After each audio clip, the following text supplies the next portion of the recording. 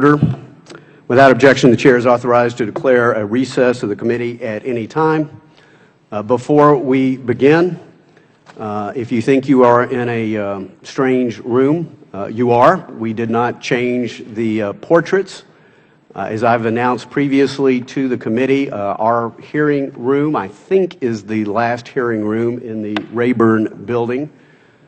To receive a sound upgrade and other modifications to make the room ADA compliant.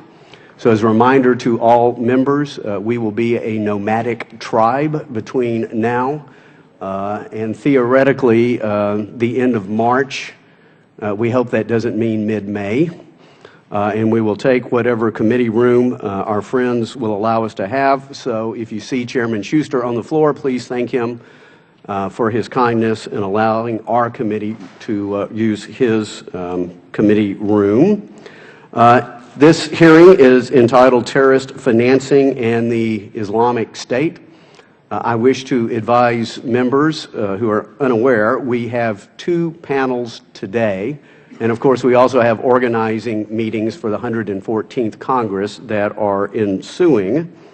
And so we are going to release the administration witness, Secretary Cohen, at noon. We will convene the second panel at that time, and then the hearing will be gavelled down at 1.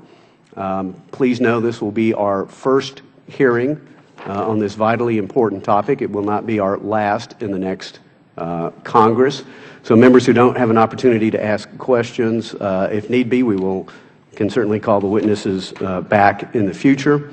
And at least for those on the Republican side of the aisle, once we have the second panel begun, wherever we last left in the queue, those who didn't have an opportunity to ask questions in the first panel, we will start with you on the second panel. I now wish to recognize myself for 1 minute for an opening statement.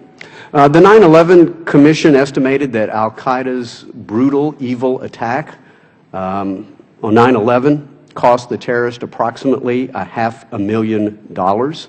So for $500,000, terrorists were able to murder almost 3,000 of our fellow countrymen and inflict immeasurable suffering upon our nation. Today we face another terrorist enemy for which $500,000 appears to be pocket change. Organization that reportedly raises between $1 and $2 million a day. And unlike al-Qaeda and other terrorist groups with which we are familiar and rely mainly on private donations and state sponsorship to fund their activities, ISIL is almost internally financed, and apparently is sitting of assets of almost $2 billion. So today's hearing continues this committee's ongoing efforts to ensure our government is doing everything possible to stop the Islamic State and other terrorists from using the global financial system to pay for their evil activities. Fighting the financial war against terror will demand constant innovation and improvement. The tools we have used in the past may not be suitable for the future. I look forward to hearing from all the witnesses on what may be necessary to upgrade, innovate, and improve our capabilities to starve the terrorists of the money they so desperately need to carry out their attacks. I will now recognize the ranking member for 3 minutes for an opening statement. Thank you very much, Mr. Chairman, for scheduling today's hearing. I would like to thank Undersecretary Cohen and each of our other witnesses for being here today. I'm looking forward to hearing about the administration's efforts to degrade ISIL's financial capability and to review the effectiveness of our current legal framework in deterring terrorists, financing, and money laundering. The Islamic State, also known as ISIL or ISIS, is an incredibly violent organization that has shown a particularly callous disregard for human life, employing shocking and brutal tactics that include beheading, mass murder and rapes, and more recently, allegations of chemical weapons use. The group is tremendously destabilizing force across large swaths of Iraq and Syria, and its brutal campaigns have approximately drawn the appropriately drawn the condemnation of the broader international community. In addition to the horrific massacres, kidnappings, and decapitations, officials now believe that ISIL is one of the richest terrorist groups to ever exist, with estimated assets in excess of $1 billion. Unlike most other terrorist groups, which tend to rely heavily on foreign sponsors, ISIL generally raises its funds internally, limiting the opportunities traditionally available to the Treasury Department to cut them off from the formal financial system, regardless. Treasury's ability to sanction and block assets remains vital to ensure that over the long run, the United States and our allies can shut down any funds that are tied to illicit oil sales, extortion, and kidnapping for ransom. And as we make progress in curtailing ISIL's internal funding schemes, it may be forced to rely more heavily on types of funding that would most likely have to flow through the formal financial system. To guard against this and all other efforts to finance terrorist activities, Treasury, our financial regulators, the Department of Justice, as well as Congress, must work diligently to strengthen the enforcement and deterrent value of our counterterrorism and anti-money laundering laws. Due to concerns that the Department of Justice and regulators have not met the task of holding banks and their executives sufficiently accountable for blatant violations of law designed to staunch the flow of funds to terrorist groups, I joined with my Democratic colleagues earlier this Congress in introducing legislation that would close loopholes, encourage the flow of information related to illicit activity, and strengthen civil powers to hold bank executives accountable for their role in safeguarding our national security, among other things. So I hope that as part of this committee's discussion of the adequacy of international banking policy, we take a hard look at the proposal that Democrats have put forth, but has yet to be considered by this committee. I yield back the balance of my time.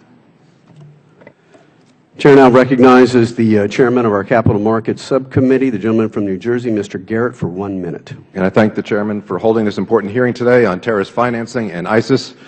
ISIS inherits the rightful claim to the evil legacies of senseless brutality and inhumanity. And there's no doubt that if given the opportunity, ISIS would try to harm Americans here in the homeland. And as a member of Congress who represents a district across from the river, what once was the World Trade Center Twin Towers, I know that we cannot be cavalier about security threats such as ISIS. Unfortunately, our Commander-in-Chief hasn't always appreciated ISIS's threat to this nation. Accordingly, I am concerned just how seriously our Commander-in-Chief, President Obama, has taken this threat. And so, I look forward to today's hearings and today's witnesses, including an administration official. I hope to get a better understanding of what has been done and what must be done to not only to degrade, but actually to eliminate this terrorist threat. Thank you, Mr. Chairman. Chair now recognizes the gentleman from California, Mr. Sherman, for 1.5 minutes. Thank you, Mr. Chairman. I've spent a substantial amount of time on these issues at our Terrorism and Nonproliferation Subcommittee over on Foreign Affairs. We've learned that Qatar is a major source of funds, both at the governmental level, but also allowing its citizens to donate to Hezbollah, Hamas, and ISIS. ISIS is now much more internal funded. At one point, it relied more on donations. There are those that attack the President who I think have an overly simplistic view of the situation. ISIS is evil, but many of ISIS's enemies are just as evil and more dangerous than ISIS. Given this complicated circumstance, simplistic attacks on policy don't really further our situation. I'm concerned that the electricity continues to be on in all the cities that ISIS controls. This means that either we are providing that electricity from dams under the control of the Iraqi government, or we're allowing ISIS to operate electric generation facilities. Either way, ISIS is able to sell electricity because we're unwilling to turn the lights off. We're in a difficult circumstance because the civilians that live under ISIS's rule are, to some extent, hostages and to some extent supporters of ISIS. But we did not hesitate to bomb strategic targets in occupied Europe, and we cannot hesitate to bomb strategic targets in ISIS-controlled northern Iraq and eastern Syria.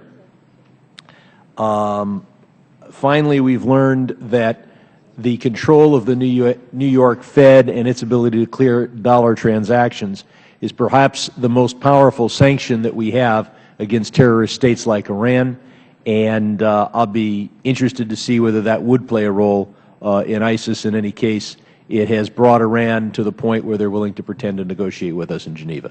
I yield back. Chair now recognizes the Vice Chairman of our Oversight and Investigations Subcommittee, the gentleman from Pennsylvania, Mr. Fitzpatrick, for 2 minutes. Thank you, Mr. Chairman. This past month I had the opportunity to travel to the region to investigate terror financing, and meetings in Qatar and Turkey with Department of State and Department of Treasury officials to round out my understanding of terror financing and specifically the threat posed by ISIS. I look forward to working with my colleagues on this committee to provide oversight over the government's response to ISIS and ensure that we have all the tools necessary to meet this very unique challenge. ISIS is an enemy unlike any other that we've faced up to this point. Though they have their roots in al-Qaeda in Iraq, they've not only learned from their previous experiences, they have in fact evolved into not just an organization committed to acts of terrorism, but have designs on establishing their own state and are in fact currently governing a large area in the region. This structure creates a unique challenge for one of the means that we've traditionally employed to combat terrorist threat, which is go after their money and their resources. This mission to degrade and ultimately defeat ISIS requires a coordinated response between the executive and the legislative branches. Our national security transcends all other considerations, and I look forward to hearing today how we can work together to protect the American people. I yield back. Chair now recognizes the gentleman from Massachusetts, Mr. Lynch, for 1.5 minutes. Thank you very much, Mr. Chairman. I want to thank the Secretary and the other panelists for working with the committee and helping us with our work. As co-chair of the Congressional Task Force on Anti-Terrorism Financing, along with my colleague, Mr. King from New York, who's the Republican co-chair, we've done a lot of work in this area in the traditional sense where we're trying to block terrorist organizations from using a legitimate financial system. This problem presents a different type of issue where a lot of revenue is being generated internally by ISIS, and it's a totally different scale. We're talking $1 to $2 million a year, as the chairman pointed. Excuse me, $1 to $2 million a day in terms of their revenue. I would be very interested in hearing from the Secretary on what we're doing in Turkey along the border, the northern border of Syria there. Like my colleague, I just came back from Erbil and looked at the situation in northern Iraq as well as in Turkey, and we're very concerned about the porous nature of that border and how illicit shipments are still being handled both through Turkey and through parts of Syria. So, be interested in hearing the Secretary's comments on that. I do want to say thank you for the work you've done so far. I think it's been commendable in terms of the anti-money laundering and anti-terrorist financing work that you've done. Thank you. Chair now recognizes the gentleman from Florida, Mr. Ross, for 1 minute. Thank you, Mr. Chairman, and thank you for holding this hearing. I also want to thank our distinguished panelists for their testimony today. As you pointed out, Mr. Chairman, it costs the terrorists who targeted and murdered thousands of American citizens on 9/11 approximately $500,000 to plan and execute their coordinated attack. And in a single day, ISIL is estimated to bring in more than double that amount through illicit business practices. ISIL is a threat to America and the free world. We must dismantle and destroy this terrorist organization before more American lives are put at risk. From selling oil on the black market to taxing and extorting local businesses to kidnapping for ransom, ISIL is a criminal organization with numerous financial resources that have perpetuated their reign of terror in unstable regions across the Middle East. I look forward to working with my colleagues on this committee to ensure the Federal Government uses every tool at its disposal to prevent ISIL and all terrorist groups from acquiring the funds to continue their reign of terror. I yield back. Gentleman yields back. Chair now recognizes the gentlelady from Ohio, Ms. Beatty, for 1 minute.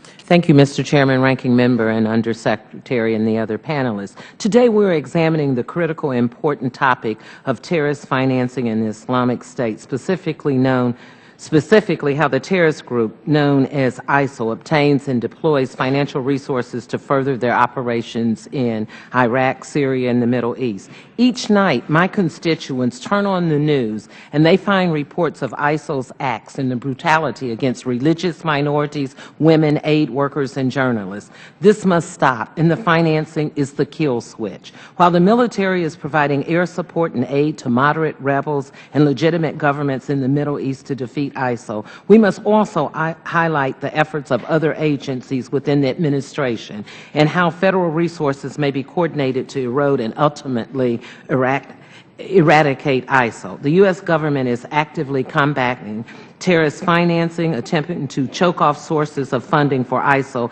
and related organizations. Mr. Chairman and my other colleagues here, I look forward to working with you because the hearing on this topic not only protects our financial interests, but our national security interests as well. Thank you, and I yield back.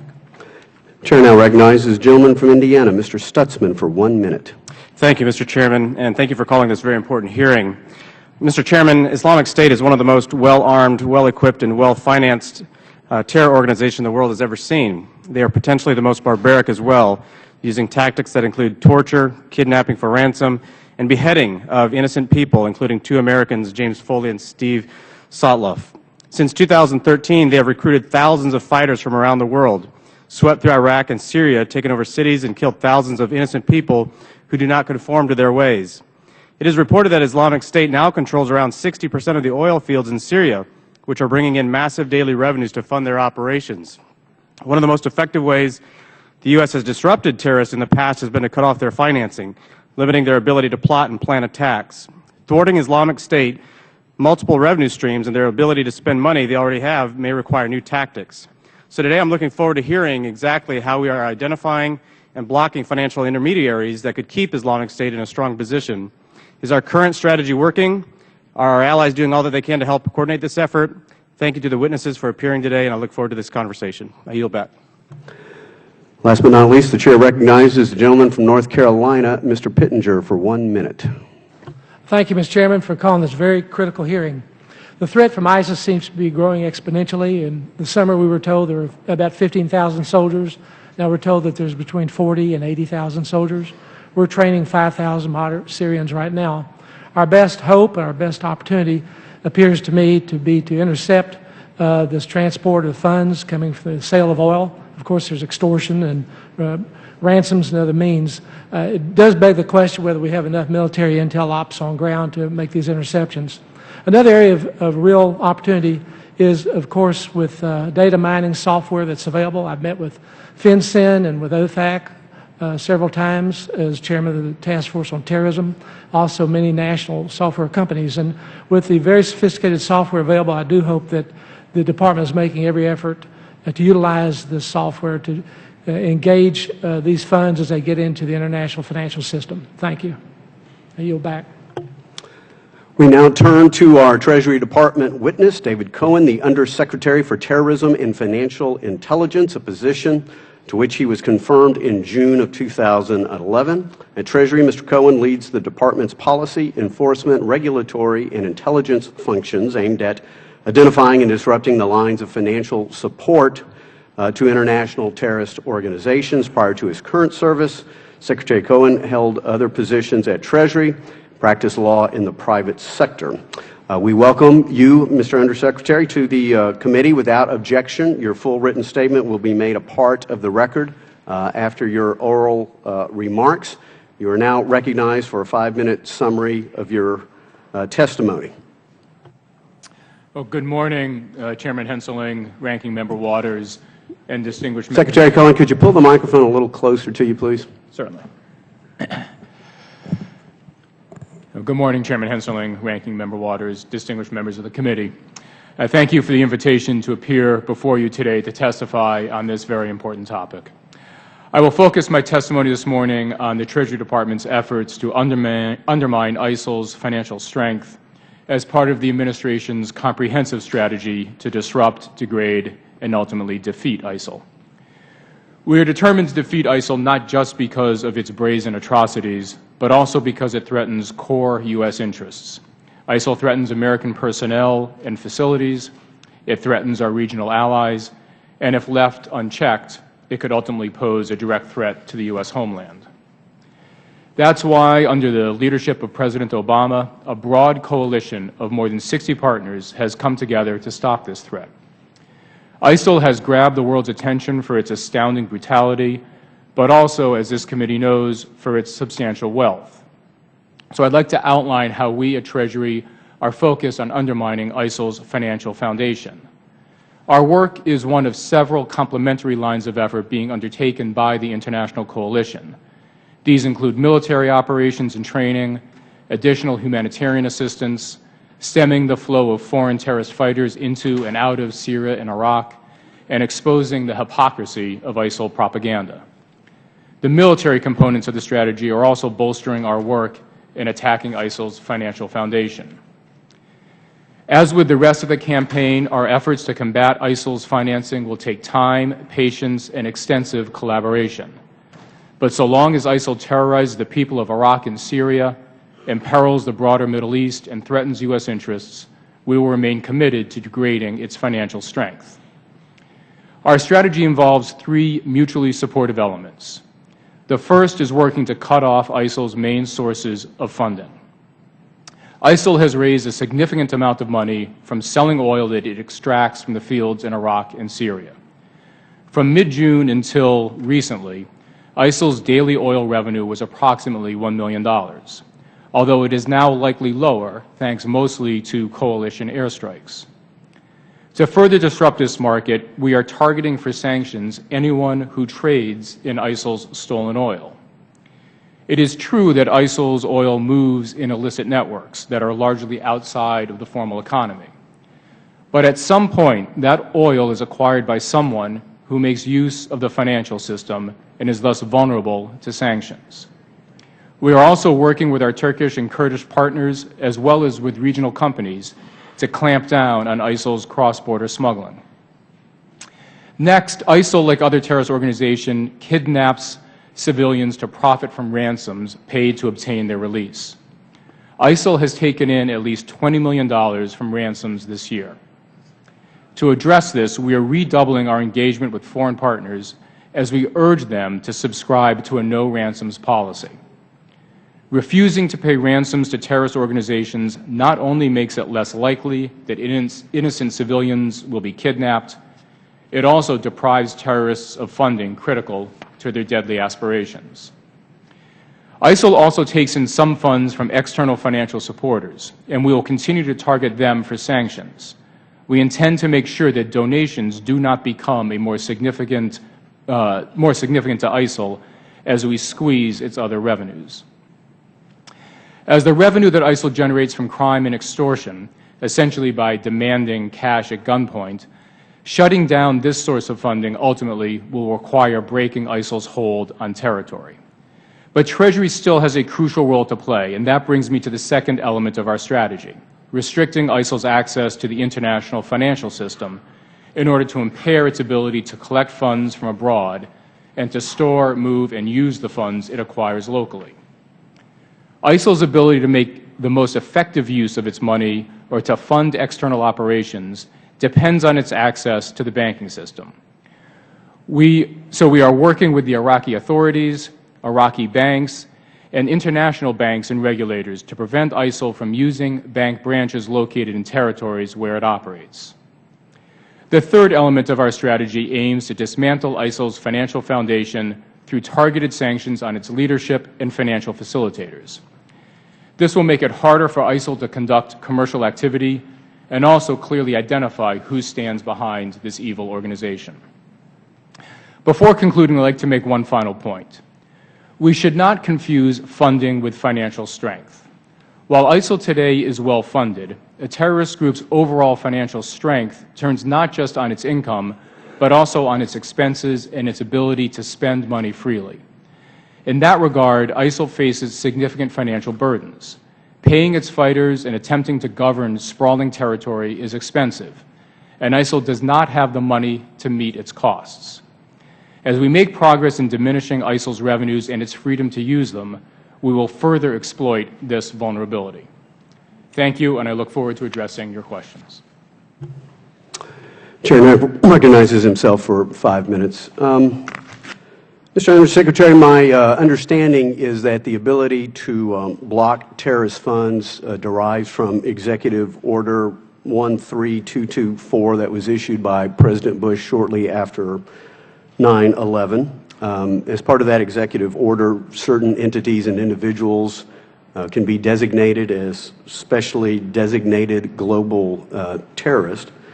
I think the initial list has grown from maybe 27 to now 800, which, as you know, is important because it means that funds in the U.S. can be blocked. U.S. persons and entities are no longer permitted to do business with those on the list. It is my understanding that so far only 4 members of ISIS have been designated, specially designated global terrorists by Treasury, and it is my understanding that these 4 are not involved with the major funding sources of the illicit petroleum trade to the black market. So it strikes me as a little bit of a, well, it does strike me as a low number. Can you describe briefly some of the challenges here and what should be the expectation of this committee and the American people going forward? Yeah. Absolutely, Mr. Chairman. As you note, the authority to impose sanctions on terrorists and terrorist financiers derives from Executive Order 13224. It's an authority that we have used extensively in attacking the financial foundations of a wide variety of terrorist organizations, including al-Qaeda and ISIL's predecessor, al-Qaeda in Iraq. And so we have, over the years, used this authority to designate more than 24 individuals and entities, some of whom are in the current manifestation of ISIL, some of whom are part of ISIL's antecedents in al-Qaeda in Iraq. And we are continuing to look for opportunities to use this tool to designate these individuals. Because as you note, it freezes their assets, it prevents their use of the U.S. financial system, but equally importantly, it also has ramifications overseas. I understand what it does, Mr. Undersecretary, but we've only got 4 people on the list. So is this an intelligence challenge? Is it a priority challenge? What, again, what should be our expectation here? Well, specifically with regard to your question on the oil trade, there is work that needs to be done to get better insight into precisely who is involved in that oil trade. And our intel agencies are working day and night to develop that intelligence, and we're working with partners in the region as well to help us gain better insight into that. As we identify the individuals who are involved in that oil trade, they are vulnerable to designation under this authority. As I noted in my remarks, what we are particularly eager to identify are the individuals who have some foothold in the formal financial system. Because we can designate people who are in Syria and Iraq who have no, Mr. Undersecretary, if I could, my time's running out. I'm going to attempt to set a good example here. Besides the question of priorities, we've mentioned the executive order. Is there any other legal authority that the administration is positing that it needs on a go-forward basis to deal with ISIL terrorist financing? Mr. Chairman, I think we have the legal authorities that we need. Mostly Executive Order 13224. We have a host of other authorities that are potentially available to us to address terrorist financing and the financial activity related to it. One of the keys to our ability to designate, which is just one aspect of our plan of attack against ISIL financing, is to develop better insight, better intel. I can tell you that that work is underway. We have, When the remaining time I have, let me get this last question in dealing with intel. My search of the record seems to indicate that there has been only really one significant terrorist finance prosecution by the Justice Department, and as a Texan, it received a lot of press in my hometown of Dallas, Boeing versus the Holy Land Foundation. But I'm unaware of any other major terrorist finance prosecution. I understand you're representing Treasury and not Justice here. But can you at least describe the intel sharing between Treasury and Justice? Because, again, one significant prosecution seems to be a dearth. Well, Mr. Chairman, I'm not sure that there's only been one terrorist financing prosecution. I think, in fact, there have been many, but I would Well, significant may be a term of art, so proceed. I defer to my colleagues at the Department of Justice, who I understand file an annual report with Congress about their activities in prosecuting terrorist financing. So we'll leave it to them. In terms of information sharing between Treasury and Justice, we are very, very closely linked up with Justice on a policy level and also on an information sharing level. I think probably the best, but by no means the only, is our relationship between FinCEN, our Financial Intelligence Unit, and the Justice Department in sharing information that FinCEN obtains regarding financial activity that could potentially be used for a whole host of financial prosecutions. Thank you, Mr. Undersecretary. I've run past my time. The Chair now recognizes the ranking member for 5 minutes. Thank you very much, Mr. Chairman. The questions that I have perhaps are questions that should only be asked in a classified briefing. And so rather than delving into some of the questions that I have about what we have not been able to do, I'll simply say this. Many of us were shocked and surprised that we appeared to know so little about ISIS when the information finally reached public view. It is inconceivable that we have what we think is one of the best intelligence agencies in the world, that ISIS could have developed this far with sophisticated operations for selling oil and other kinds of things that it's doing without us knowing what they were doing.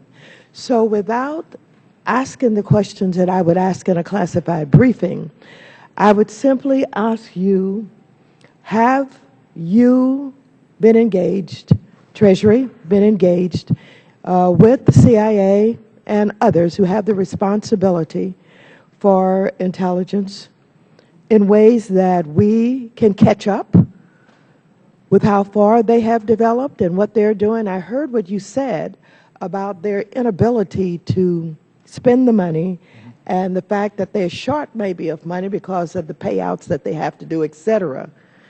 But how can we have confidence in that kind of representation without knowing what you've done to fix the system or to mend the lack of communications that got us to the point where we are with too little information about ISIS? Well, Congressman Waters, I don't want to understate our insight into ISIS, into ISIL financing on a whole host of areas, because I do think we have good information. We need better information, but we are not by any means completely blind to how ISIL is raising its funds. On the oil transactions in particular, the situation there is that this oil smuggling that ISIL is now taking advantage of had been going on for quite some period of time. You had people who were essentially stealing oil from Iraqi and Syrian wells, selling it through this black market that has existed in that part of the world for a long time. But what changed was when ISIL came in and took over some of these fields, it became ISIL that was the beneficiary of this pre-existing smuggling network. In years past, when it was not a terrorist organization that was involved in this smuggling network, it frankly wasn't a high priority for our intelligence community to understand exactly who was involved in the smuggling of Iraqi or Syrian oil. It is now obviously an enormously high priority to identify these individuals. But what has changed is you now have ISIL as the beneficiary because they have some control over the oil coming out of the ground. The work to identify external funding networks for ISIL is something that we have been very much involved in for many years to understand and to take action against the funding networks that are coming out of the Gulf. Congressman Sherman referenced Qatar earlier. We've been deeply engaged with Qatar, Kuwait, Saudi Arabia, the United Arab Emirates over the years to both better understand the financing networks in the Gulf and to take action to cut those funding networks off. So we are working very, very closely with our intelligence community, the CIA and other members of the intelligence community, so that we have the information that we need in order to execute the policy. That I don't want to cut you off. My time is running out. Let me just say that to date, many of us are uncomfortable with the fact that ISIS has gotten as far as it's gotten, raised as much money as it has raised, and is wreaking havoc in the way that it's doing without us having known more about them. We invest a lot of money in our intelligence operation here in this country, and we just don't expect to be this far behind, ever, because of it. I yield back the balance of my time. As a reminder to all members, to state the obvious, this is an open hearing. In a sidebar conversation between myself and the ranking member, we anticipate a classified hearing very early in the next Congress. The Chair now recognizes the gentleman from New Jersey, the Chairman of the Capital Markets Subcommittee, Mr. Garrett. So thanks again, Mr. Chairman. So I've had a number of concerns with this administration's approach to combating ISIS. From the very beginning, the administration, including the President, has underestimated the threat that ISIS poses to the region and to the United States. His early-on characterization of ISIS, as we all know now, the JV team, suggests perhaps that the President was not informed of the threat. And so it's also concerning that the reports then also the President missed more than half of his security briefings at the beginning of the administration. So looking to you now, from your perspective within the Department of Treasury, do you believe that the necessary information is now being communicated to the President? And from your position, do you think the information was always being communicated to the President and other senior administration officials over the last year and a half? Well, Congressman, I don't accept the premise of your question. I think the President and the National Security Team as a whole has been focused on the terrorist threat that we see coming out of. Well, the premise of the question was that the President saw this as not a significant terrorist threat. The President said that this was the JV team, so meaning that there were other more looming issues. So that's from the President's comments. So you're saying the President misspoke when he said that it was a problem, not a problem before, and now it's a problem? I will obviously allow the President to speak for himself on this. What I'm telling you is that the National Security Team, from the President on down, has been focused like a laser on the threat of terrorism coming from this part of the world and, frankly, from elsewhere as well throughout this administration. Well, that's really the question. I can tell you that because I've been part of this team from the outset. We have been working day and night to degrade al-Qaeda, degrade al-Qaeda affiliates, and as well as the terrorist organizations that have grown up in the turmoil in Syria, whether it's al-Nusra Front or ISIL. We are working extraordinarily hard to ensure that we have both the information that we need in order to address the terrorist financing threats and the way that these organizations are financed. And just as a semantic point, because you used the term that the President often uses, which is to degrade and then degrade and eliminate. You used the term there, that's why I'll bring it up. Has our intention all been, from the Treasury's perspective, simply to degrade al-Qaeda and now ISIS, or has our intention has been to eliminate them? I think I said degrade, disrupt, and defeat. ISIL. And because, you know, likewise during other military engagements, we just had Veterans Day, we talked about World War II. We never said we're going to degrade our enemies there, the Axis powers. We said we were going to defeat them. And during the other wars as well, we didn't say we're simply going to degrade our enemies. We said we were going to defeat them.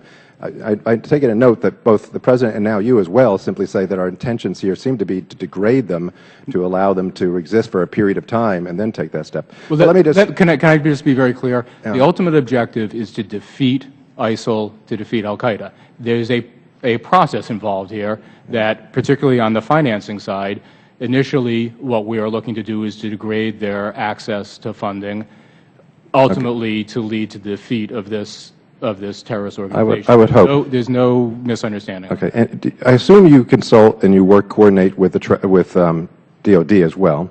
It's my understanding that the U.S. employs something called threat finance cells to gather on-the-ground intelligence to track illicit financial transactions in the Middle East. You're nodding yes.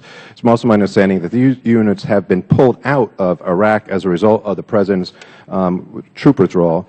Can you explain this to this committee, how this lack of resources has it impacted on our fight against terrorist financing? And also, within the time we have here, I think the administration is also talking about removing them from Afghanistan as well, these threat finance cells. Will that have an impact upon your intelligence gathering if that goes forward? Well, actually, picking up on the Chairman's suggestion of a classified supplement to this hearing, I can give you a more expansive answer in that setting. I can tell you, though, that the Iraq threat finance cell that had existed a decade ago was dismantled when the activity, the fighting on the ground was was ramping down. Yeah. But I would actually like to leave the second half of this answer to a classified setting, if I could. Okay. What we're doing to enhance our intel collection. Okay. Time of the gentleman has expired. The Chair now recognizes the gentlelady from New York, the ranking member of our Capital Markets Subcommittee, Ms. Maloney. Yeah, thank you, Mr. Cohen. ISIS is the richest terrorist organization on earth and financially sophisticated. Unlike the other terrorist organizations we've dealt with that raise their money from outside sources, they basically raise it and spend it internally in Iraq and Syria. And one way to crack down on them is to crack down on the shell companies that are financing terrorism. Toward this end, last year, Ranking Lady Waters, Mr. King and others on the other side of the aisle, and I introduced a bill called the Incorporation Transparency and Law Enforcement Assistance Act, which would require the disclosure of very basic information from corporations of who their beneficial owners are. I was very pleased in August when Treasury proposed a rule to implement many parts of my bill, and I'd like to know what is the update on this. Has it been successful? Have you cut off revenues? What is happening with the rule that you put into place? Congresswoman, you highlight a very important issue, with the issue of shell companies. The rule that you are referring to, we proposed a final rule in August. The comment period on that final rule, actually I think the comment period expired in August. We are in the process of reviewing the comments. I think we received over 120 comments on that proposed rule. Because it's an ongoing rulemaking, I should probably not get into any more detail on where we are in terms of issuing the rule, but we are deeply committed and have been for a number of years, as I know you have, to getting better transparency into the beneficial owner of legal entities. And in that regard, I'd also note that in the President's budget this year, there was a proposal for legislation that would enhance our insight into the beneficial owners of legal entities at the time they are formed, so that we would be able to address this in two ways. Both when an entity opens a bank account, we'll have insight into the beneficial owner of the entity at that stage, and also when a company is formed, better insight into who the beneficial owner is of the company that's formed. So we are continuing to pursue this very vigorously, and It just seems like common sense to me and something we should have implemented yesterday. And I think that's something we could jointly work on, is requiring this and helping you move forward with your rulemaking more quickly by passing it in a bipartisan way in Congress. Secondly, you testified that they are making money off of extortion and their territorial gains as they went into Mosul and took over the bank and so forth. One of the ways that we can contain them is to obviously go after their territory, but go after how they can hold on to that territory, which is huge cars, tanks, infrastructure equipment. Have we moved to block their ability to purchase this, sanction companies, the materials that they need to hold on to geographic areas? Well, clearly one important line of effort to address ISIL's hold on geographic territory is the Defense Department's line of activity, working with the Iraqi security forces. Obviously we support the military, but they also have a procurement system. Can we cut off their ability to purchase cars, tanks? Absolutely. And are we moving to do that? Yeah. And so part of our strategy is to deprive ISIL of access to the financial system, right? Because obviously one way that they can try to procure vehicles, weapons, what have you. Well, we could just cut off their banks in their territories. Right. And have we looked at that? Yes, we have. And we've worked very closely with the Iraqi Central Bank and with the Iraqi banks that have branches in the territory where ISIL operates to ensure that ISIL does not have the opportunity to use those banks to make payments for whatever reason, including the reasons that you cite. And then, of course, the third area is to cut off their revenue from the illegal oil sales that they are controlling. And they can't all be in cash. It's too much money. You were saying it was like $1 million a day. Now it's down to $1 million or $2 million a week. What are we doing to cut off the transactions that are not in cash? It's got to be through banks. Very brief answer, please. Yeah. We are working to understand exactly how those transactions occur, whether it is entirely in cash or through banks. If it's through banks, we will be able to address that. Which means we don't know. Chair now recognizes the gentleman from Texas, the chairman of our Housing Insurance Subcommittee, Mr. Nagelbauer. Thank you, Mr. Chairman, and Secretary Cohen, thank you for being here. As you're kind of laying out the plan that Treasury has for the counterterrorism financing, I think one of the things, the question came to my mind was two things. One is how long do you think it will take to get into this plan to the point where we see some diminishing amount of resources going to ISIL? Congressman, it's a very good question. It's a hard question to answer. I think we have begun to see some diminishment in ISIL's revenue from the oil sales. As I noted, they were earning on average about $1 million a day sort of over the summer, in particular because of the airstrikes on some of the ISIL mobile refineries, as well as other military activity. We have seen a decrease in what we estimate to be the revenue from the oil sales from about $1 million a day to several $1 million a week. So there's some progress there. The history of our counterterrorist financing work, not ISIL related but more generally, has been that it is small steps that you can see over time having a real impact. So I don't expect I'm going to be able to come back to this committee, a month from now and be able to give you a balance sheet that says, okay, this is exactly what ISIL has today, and then a month later, show a decrease. I do think that the strategy that we're employing will impair ISIL's access to funding. It will impair their ability to use the funding that they have, and we will see a real impact on ISIL as a result. But it's going to take the dedicated effort over some period of time. Now, one of the things that also came to mind was that we almost sound like we were ramping up this anti-terrorism funding infrastructure, but we've been fighting these terrorists for a very long time. So are we just now really taking this issue serious, or we've been taking it serious, but this is a different situation? I'm not clear as to where we've been and why we are just now, I think maybe taking this more serious. Well, we have been working for years on degrading the access of terrorist organizations to funding, whether it's Al-Qaeda affiliates, Hezbollah, Hamas, Lashkar-e-Taiba, Haqqani Network, you name it. We are working on this, including Al-Nusra Front and Al-Qaeda in Iraq, which was the predecessor to ISIL, as well as ISIL.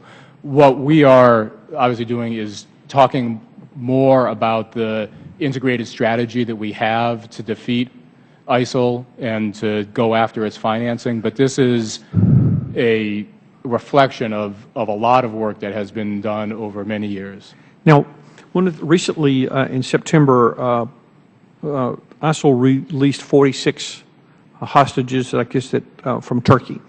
And the Turkish president said no ransom was paid. The president of the United States said no ransom was paid. But there's a lot of different ways to remunerate or to compensate for someone, and I think it's kind of outside of ISIL's pattern here of releasing hostages, even though you state that they're using hostages to raise money.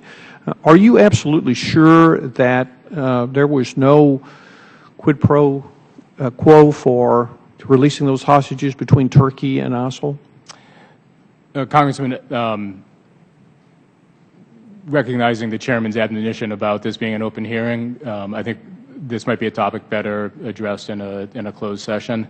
I can tell you that it is U.S. policy not to pay ransom and not to make any other type of concession to hostage takers, including, obviously, terrorist organizations.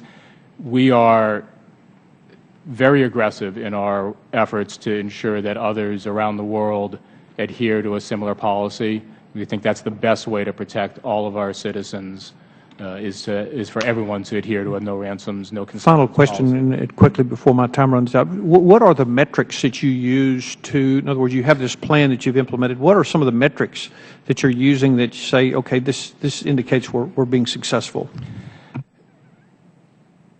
Well, most importantly is we will continue to get insight into how ISIL is raising its funds and its ability to use the funds, and we can get reflections on the extent to which it feels that it is under financial stress.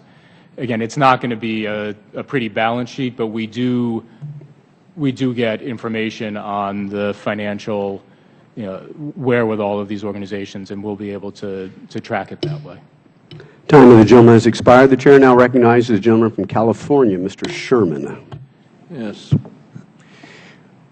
Some of my colleagues have talked about the surprising strength of ISIS. I think instead it's the incredible and surprising weakness of the Iraqi government and military, which easily conceded territory, handed over weapons, left the bank vault open in Mosul and elsewhere.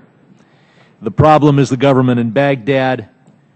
We, under a previous administration, installed Mr. Maliki, a man whose evil is exceeded only by his incompetence, a man who refused to enter a status of forces agreement not only with this administration, but refused to enter such a long-term agreement with the prior administration that had installed him, and instead wanted and succeeded in getting American troops out so that he could further oppress the Sunnis in the middle of his country. Second, we're talking a lot about how powerful ISIS is. Let's keep in mind the Hezbollah, Assad, Iran alliance or axis is far more powerful, has far more money, and has a far greater capacity to carry out terrorist actions outside the Middle East than ISIS does. Looking at ISIS's finance, we've had discussions of their export and smuggling of oil. do we have, and this comes from the gentleman from Illinois, Mr. Foster, do we have the technology to sample oil that might be on sale in Turkey and say, we know what field that oil came from? That came from an ISIS-controlled field in Syria. That came from northern Iraq. Is that technology available, or is oil more or less fungible?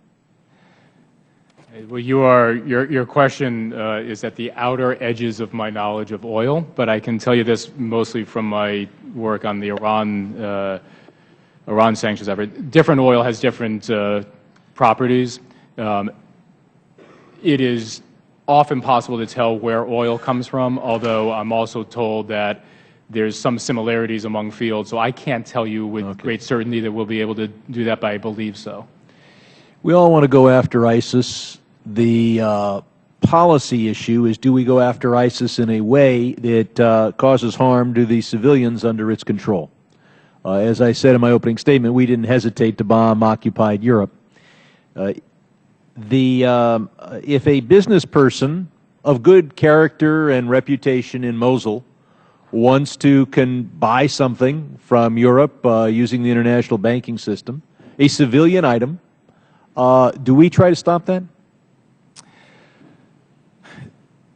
Well, Congressman, we obviously would not try to stop a decent citizen in Mosul trying to buy a... Well, we certainly did in World War II, which we seem to have taken more seriously. Well, you couldn't just say, hey, I'm an occupied Marseille, I want to buy a shipment of food from Argentina, let's ship it on over, use the banking system, but you're saying that if I need a replacement part for my factory in Mosul, I can just buy it online? No, I'm not saying that. And in particular, well, do we prevent the honest business person in occupied Mosul from conducting civilian transactions? What prevents most directly the honest citizen in Mosul from conducting transactions is ISIL and ISIL's effort to control that territory. But the use of the banking system to facilitate a transaction coming out of Mosul is something that we are, as I noted earlier, attempting to prevent.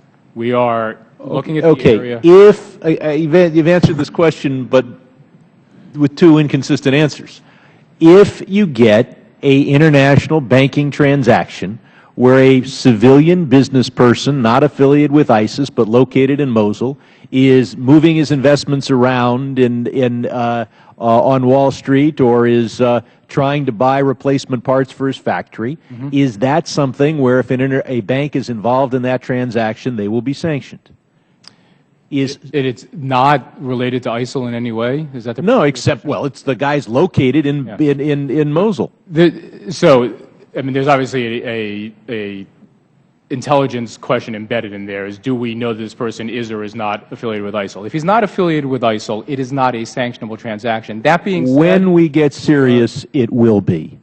We did not wage World War II and say every Marseille businessman can conduct international business just because we love the French. We noticed that that was Nazi territory. I yield back. Could I just briefly please?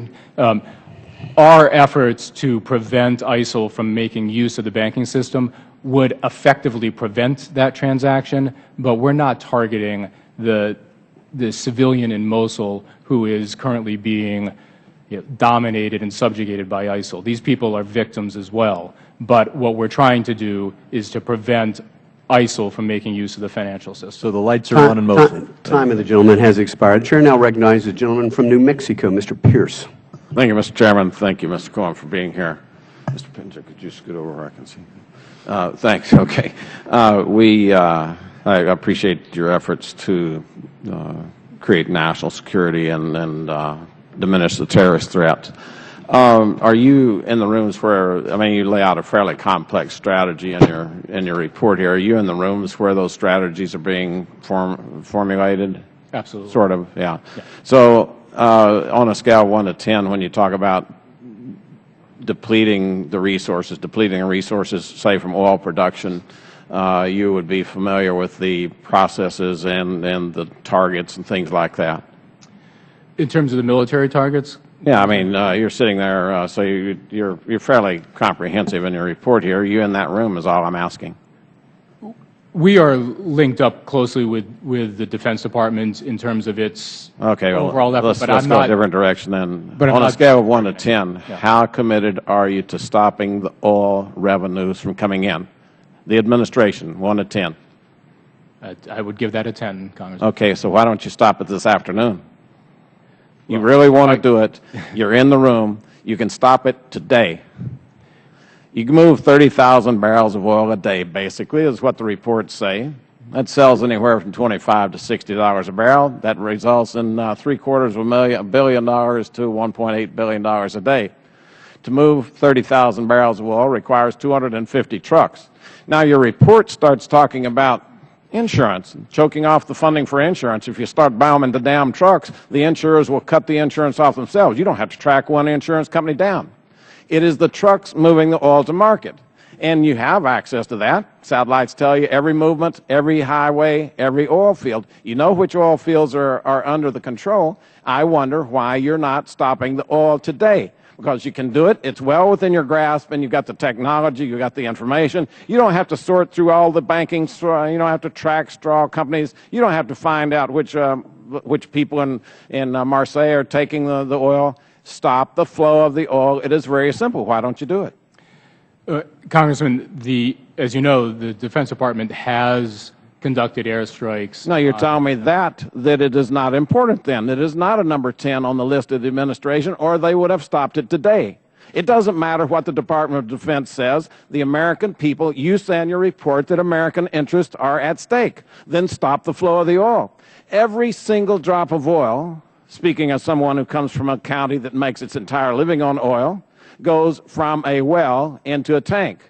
Now, you can either blow up the tanks, you can blow up the trucks, or you can blow up the connection between the two.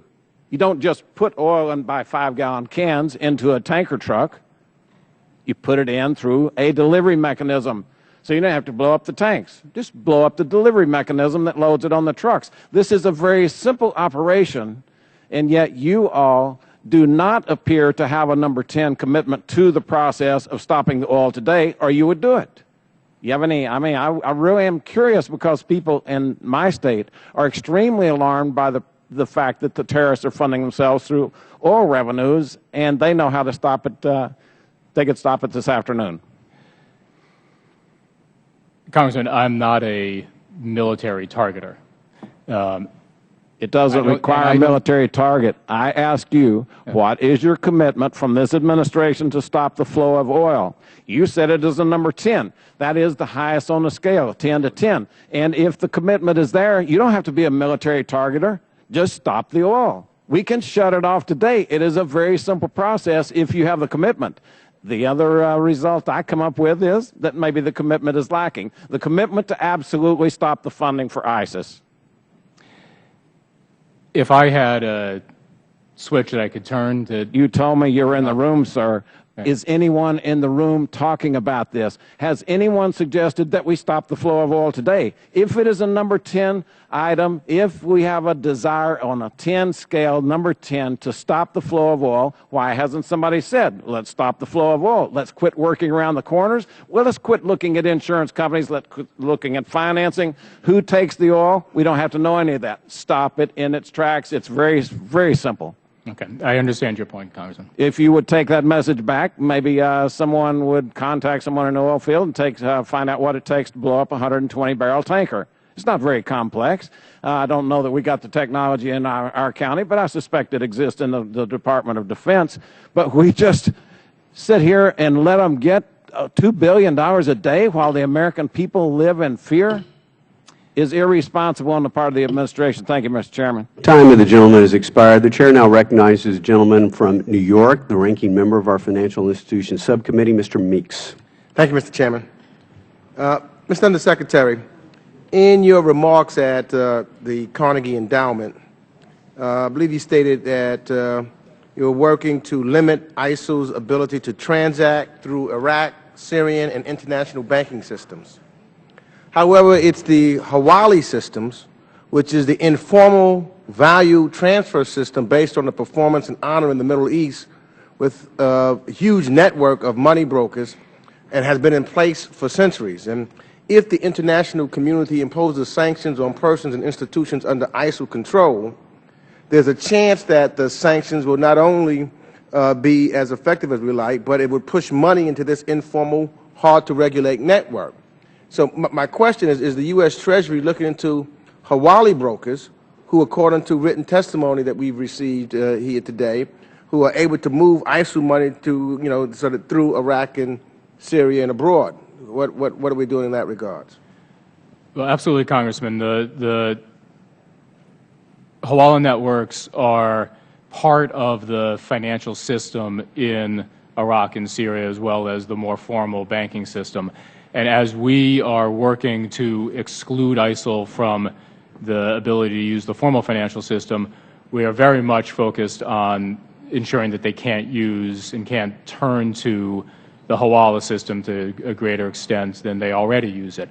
I will say that we have had success in Afghanistan and Pakistan in particular in targeting Hawalas for sanctions and disrupting their activity, because these Hawalas, although they are an informal mechanism for value exchange, ultimately also have intersections with the formal financial system. These brokers need to, at some point, have accounts at banks, and that's another means by which we can disrupt the use of informal financial networks to transact outside of the formal financial system. Well, because the concern here is, from what I also understand, utilizing the Hawali systems and others, that's the mechanism that ISIL is used to also to send payments to its fighters and workers and regional leaders, and that's what's enticing some folks to come because they're looking for it. So are we looking at ways that we can prevent them from getting this money so that these payments are interrupted,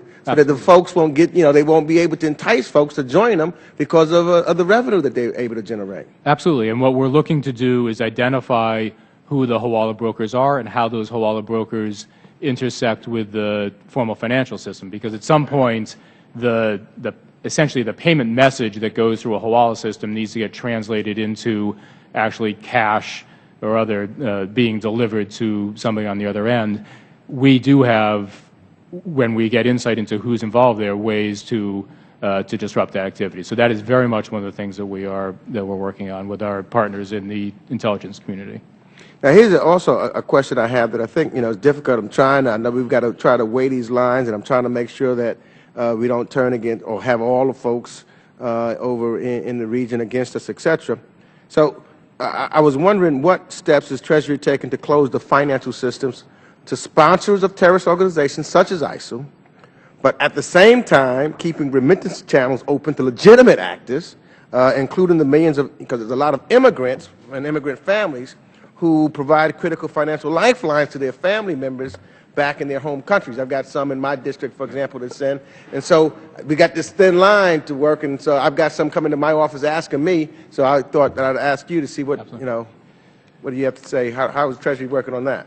Right. Well, we are working on the remittance issue broadly to try to ensure that legitimate remittances coming from the United States going to communities around the world are able to flow. And I see Congressman Ellison here. We've had a number of conversations on this issue. I think, and I can go into more detail on sort of the variety of steps that we're taking, including providing guidance to the banking community, implementing legislation that Congressman Ellison sponsored that was signed into law over the summer to try to ensure that the money service businesses can continue to operate.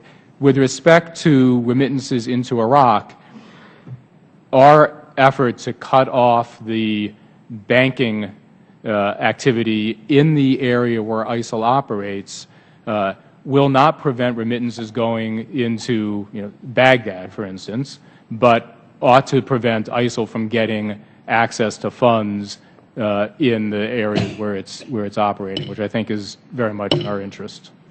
Time of the gentleman has expired. The Chair now recognizes the gentleman from Pennsylvania, the Vice Chairman of our Oversight and Investigation Subcommittee, Mr. Fitzpatrick. I thank the Chairman, and as I said, Mr. Secretary, before I traveled to the region last month, I had the chance to meet with some of your analysts and employees of Treasury. I found them to be very helpful and very thorough in the information. I did want to follow up on some of what Mr. Meeks was asking about the Hawala systems, which are informal. They've been around a long time, pose quite a challenge, I think, in terms of trying to follow the money and how it flows into terrorist organizations. Does the Department of Treasury have a handle on how many there are, say, in Iraq or in Qatar, and perhaps as a percentage of the bigger banking system there? Congressman, first of all, I do want to commend you for your interest in this issue, and I actually was in Qatar, I think, just after you were there, and got a briefing on your meetings, and I think they were very useful, and I appreciate your interest in this issue. In terms of the Hawala networks, let me get back to you with specific information on this. I can tell you, though, that the Hawala networks that cross the borders, so from Iraq or Syria into whether it's Qatar or into Saudi Arabia, into Kuwait, UAE, you can work on both ends of this issue, both on what's happening in the area where ISIL is operating, but also on the other end where the funds may be being transmitted in the first instance. And so part of our strategy is to work with our partners in the Gulf to cut down on the source of financing, cut down on the ability to transfer money, whether through the formal system or through the informal Hawala system, so that the money doesn't flow into Iraq and Syria to ISIL. When you say cut down on the source, you're talking about the source being the illicit gains from the oil? No, I mean principally from donations that are collected in the Gulf. Okay. The oil sales, I think, are actually more of an issue going north into the Kurdish region in Iraq or into Turkey. And as I was answering an earlier question, what we're trying to get a good handle on is how those payments are made, whether through cash changing hands, through a Hawala system, through the formal financial system, whatever the mechanism may be. We're looking for the key there so that we can disrupt that financial activity. Right. What makes ISIS unique is their ability to self-finance their terror interests. They use the oil, this is different from other terror organizations, to fund their recruitment, their training, their equipping. And so while we're taking a look at this, why ISIS is unique and how to deal with that, I think you're correct that we can't forget the more traditional sources. You're talking about donations. On that subject, one of the meetings that I had in Qatar was with the Minister of Labor and Social Affairs. His name is Abdullah Salah Al-Khalafi. And he was talking about a new law that they have in Qatar to crack down on funding that comes through what they call Qatari charities. Yep. That we have a concern some of it may ultimately find its way to radical Islamists. Does Treasury have faith that that law will work? The law that was adopted, I think just in September in Qatar, is well designed. It can cut down on the misuse of charitable organizations to provide funding to terrorist organizations. What it requires is solid implementation. I had similar meetings to the ones you had.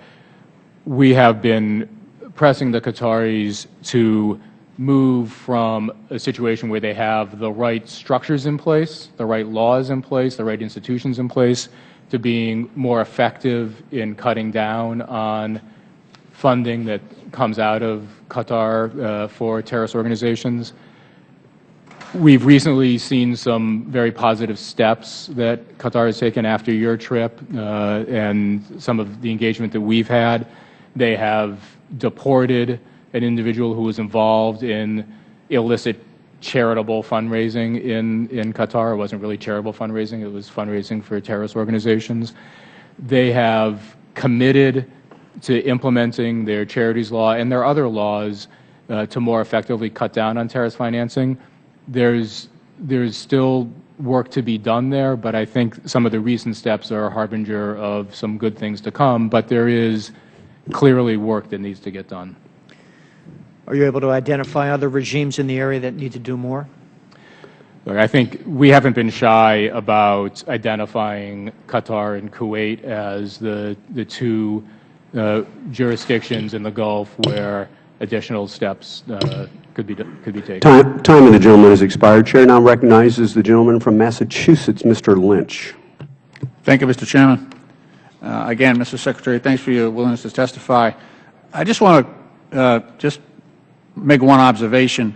I do share the frustration that some of my colleagues across the aisle have expressed about stanching the flow of oil and degrading some of the facilities that are currently under the control of ISIS. But I do want to point out that, for instance, the Beji oil refinery, about, I don't know, maybe about 75 miles, maybe 150 miles north of Baghdad.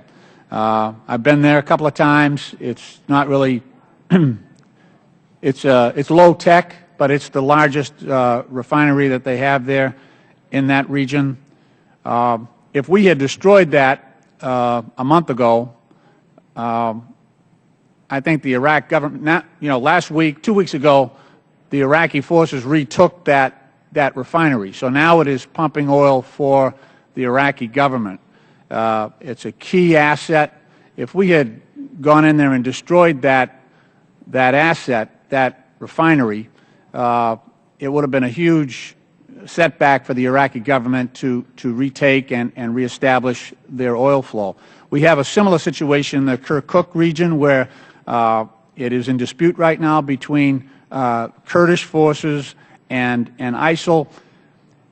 Sure, we could go in there and destroy those oil wells, but there's a long-standing problem there. We had a similar problem with Saddam Hussein when we first went in there about whether to destroy these oil facilities or whether to allow them to continue to operate and then capture them. So that'll be an ongoing challenge for us as we go forward.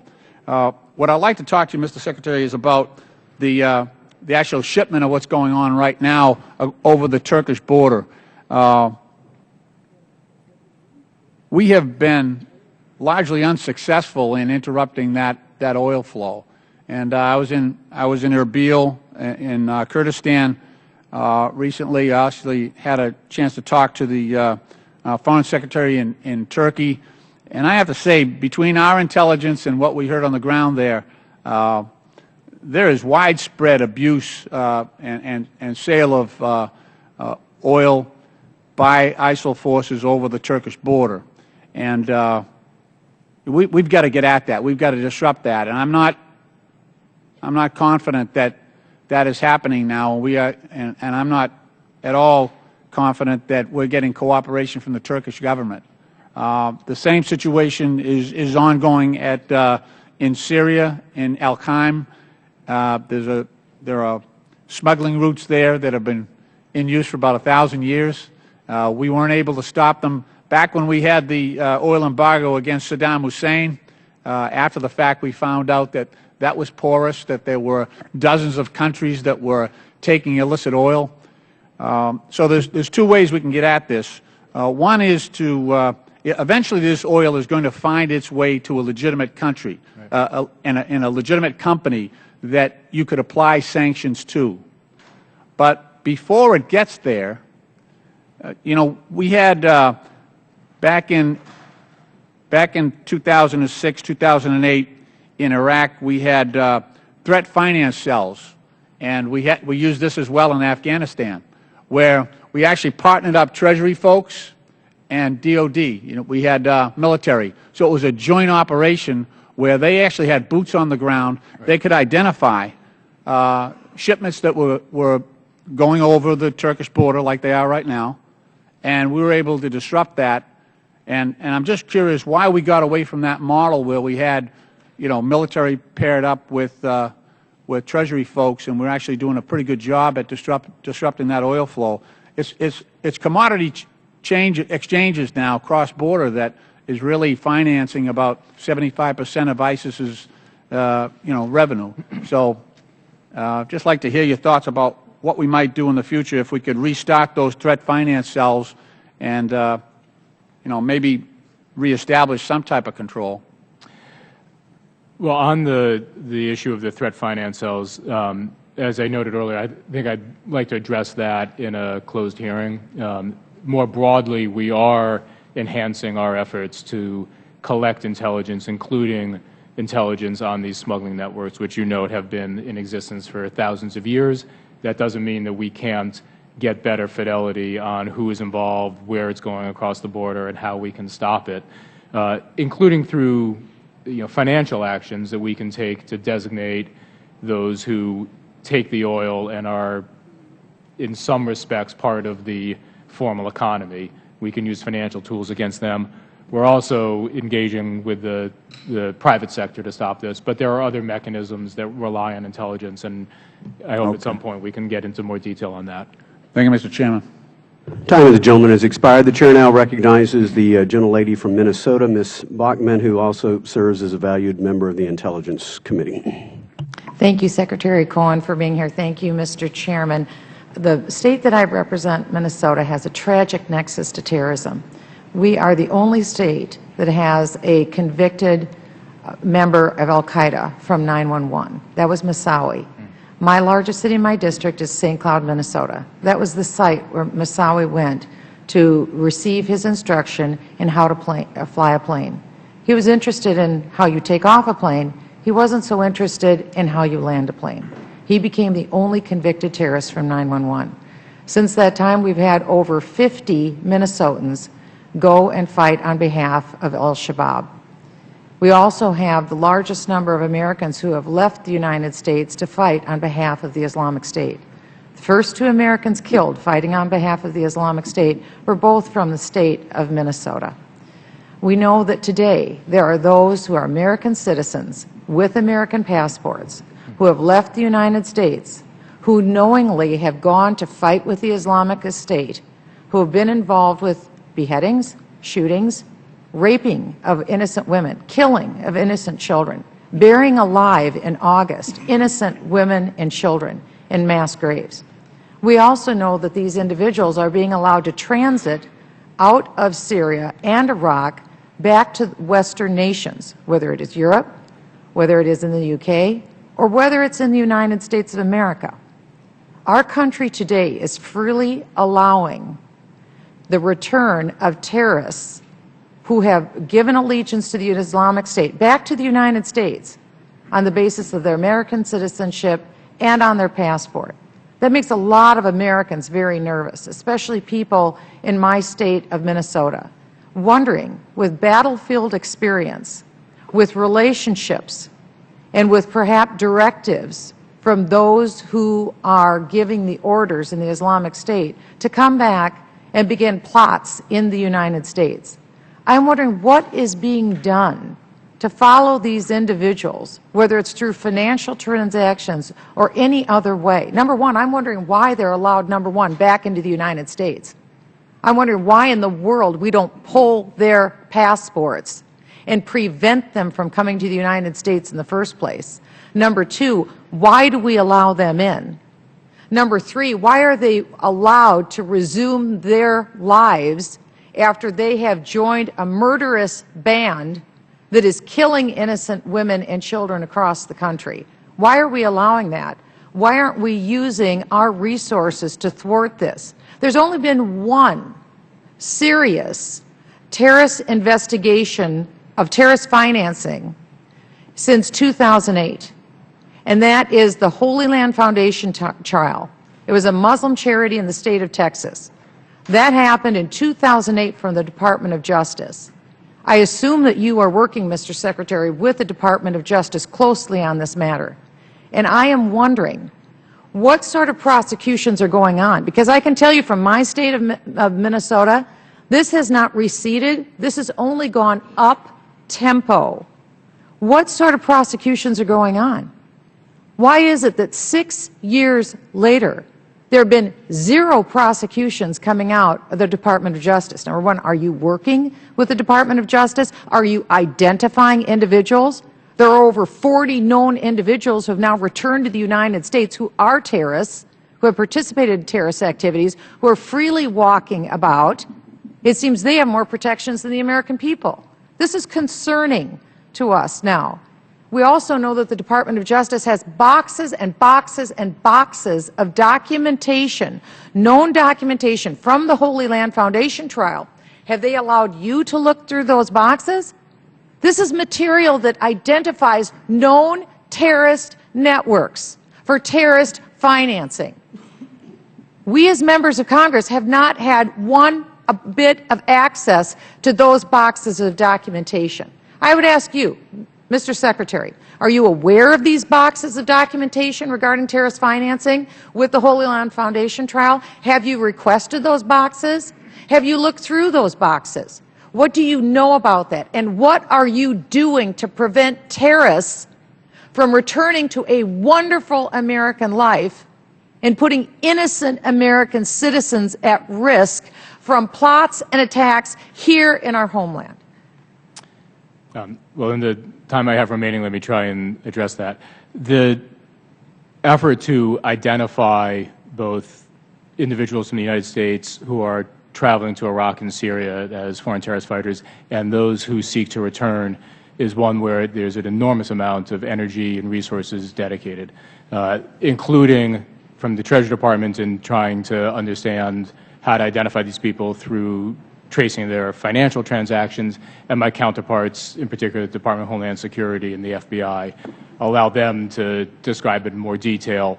But you can rest assured that the threat of the foreign terrorist fighter flow, both going to Syria and Iraq and coming back, whether into Europe or especially into the United States, is something that this administration is highly focused on. Secretary Cohen, I don't rest very well because they are allowed free re-entry into the United States. The time of the gentlelady has expired. The Chair now recognizes the gentleman from Georgia, Mr. Scott.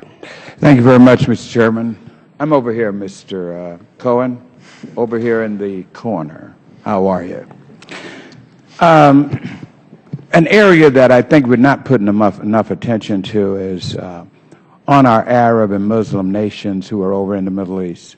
I don't believe for 1 minute that we're getting the level of cooperation, the level of backbone and insert into this issue as we should. We're never going to solve the Middle East problem. We're never going to solve this problem of terrorism, and certainly not this problem of financing the terrorists, if Saudi Arabia, if Jordan, if Egypt, if the United Arabs, if Turkey, if Iran, if these countries and these nations do not come 100% and buy into this, then they will look at it and look as if they're playing the American people for fools. And I, for one, am not going to stand for that.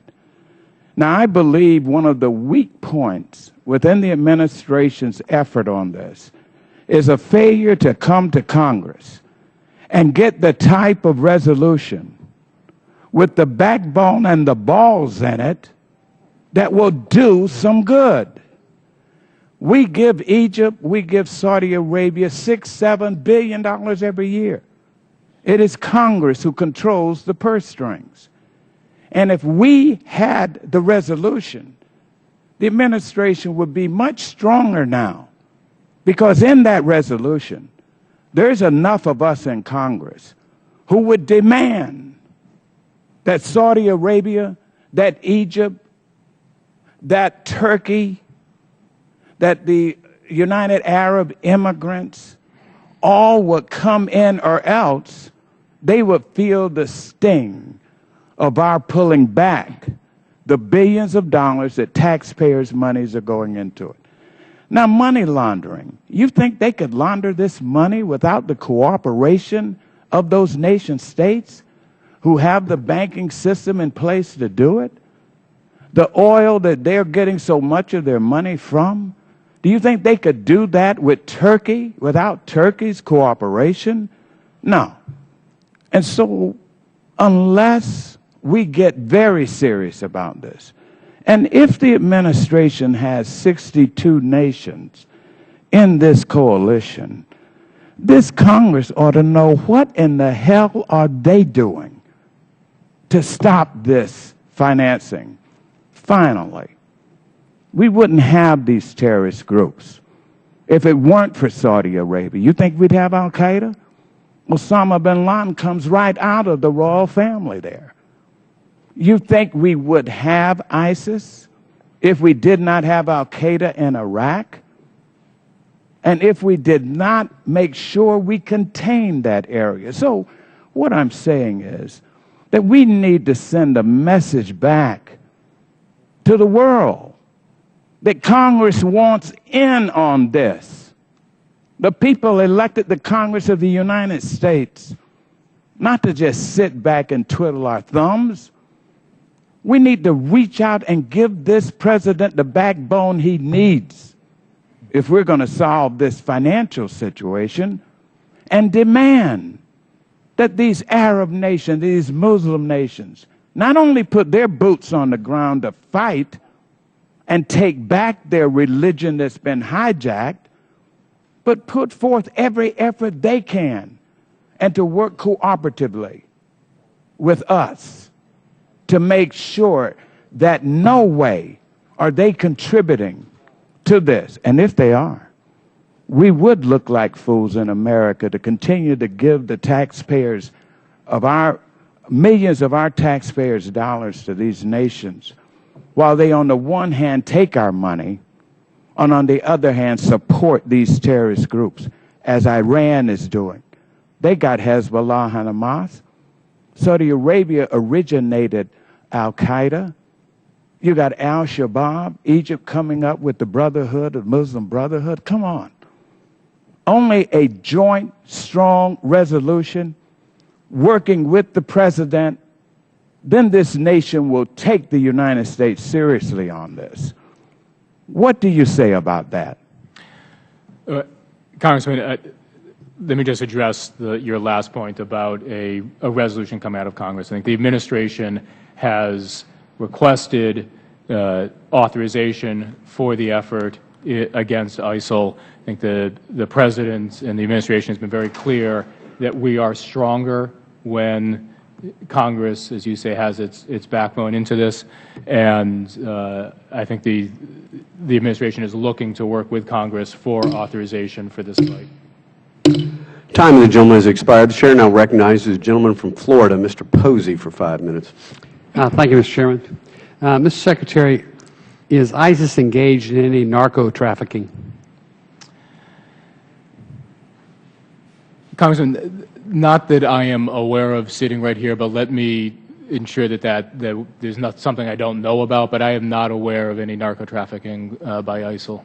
Okay. I know they've given the Taliban credit for almost 100% of the heroin trade, and FARC, the Colombian rebels, almost 100% ultimately of the cocaine trade. And, you know, one way to go after terrorist funds is for Americans who are terrorized or victims of terrorism to sue their attackers and go after their frozen assets under Section 201 of the Terrorism Risk Insurance Act, known as TRIA. The plaintiffs cannot, however, currently seize the funds of terrorists related to narco-traffickers.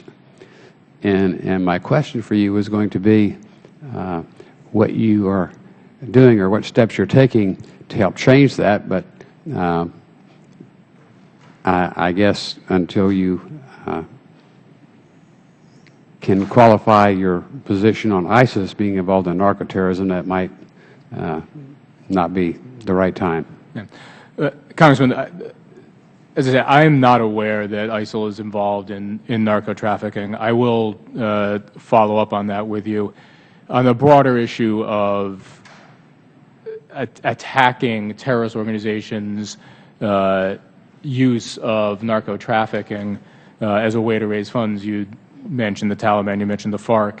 We have been aggressive in the use of our authorities to try and prevent that, disrupt that. We use the Kingpin Act as a way to identify the major narcotics traffickers and then to build out the networks and apply sanctions against those who are involved in that activity.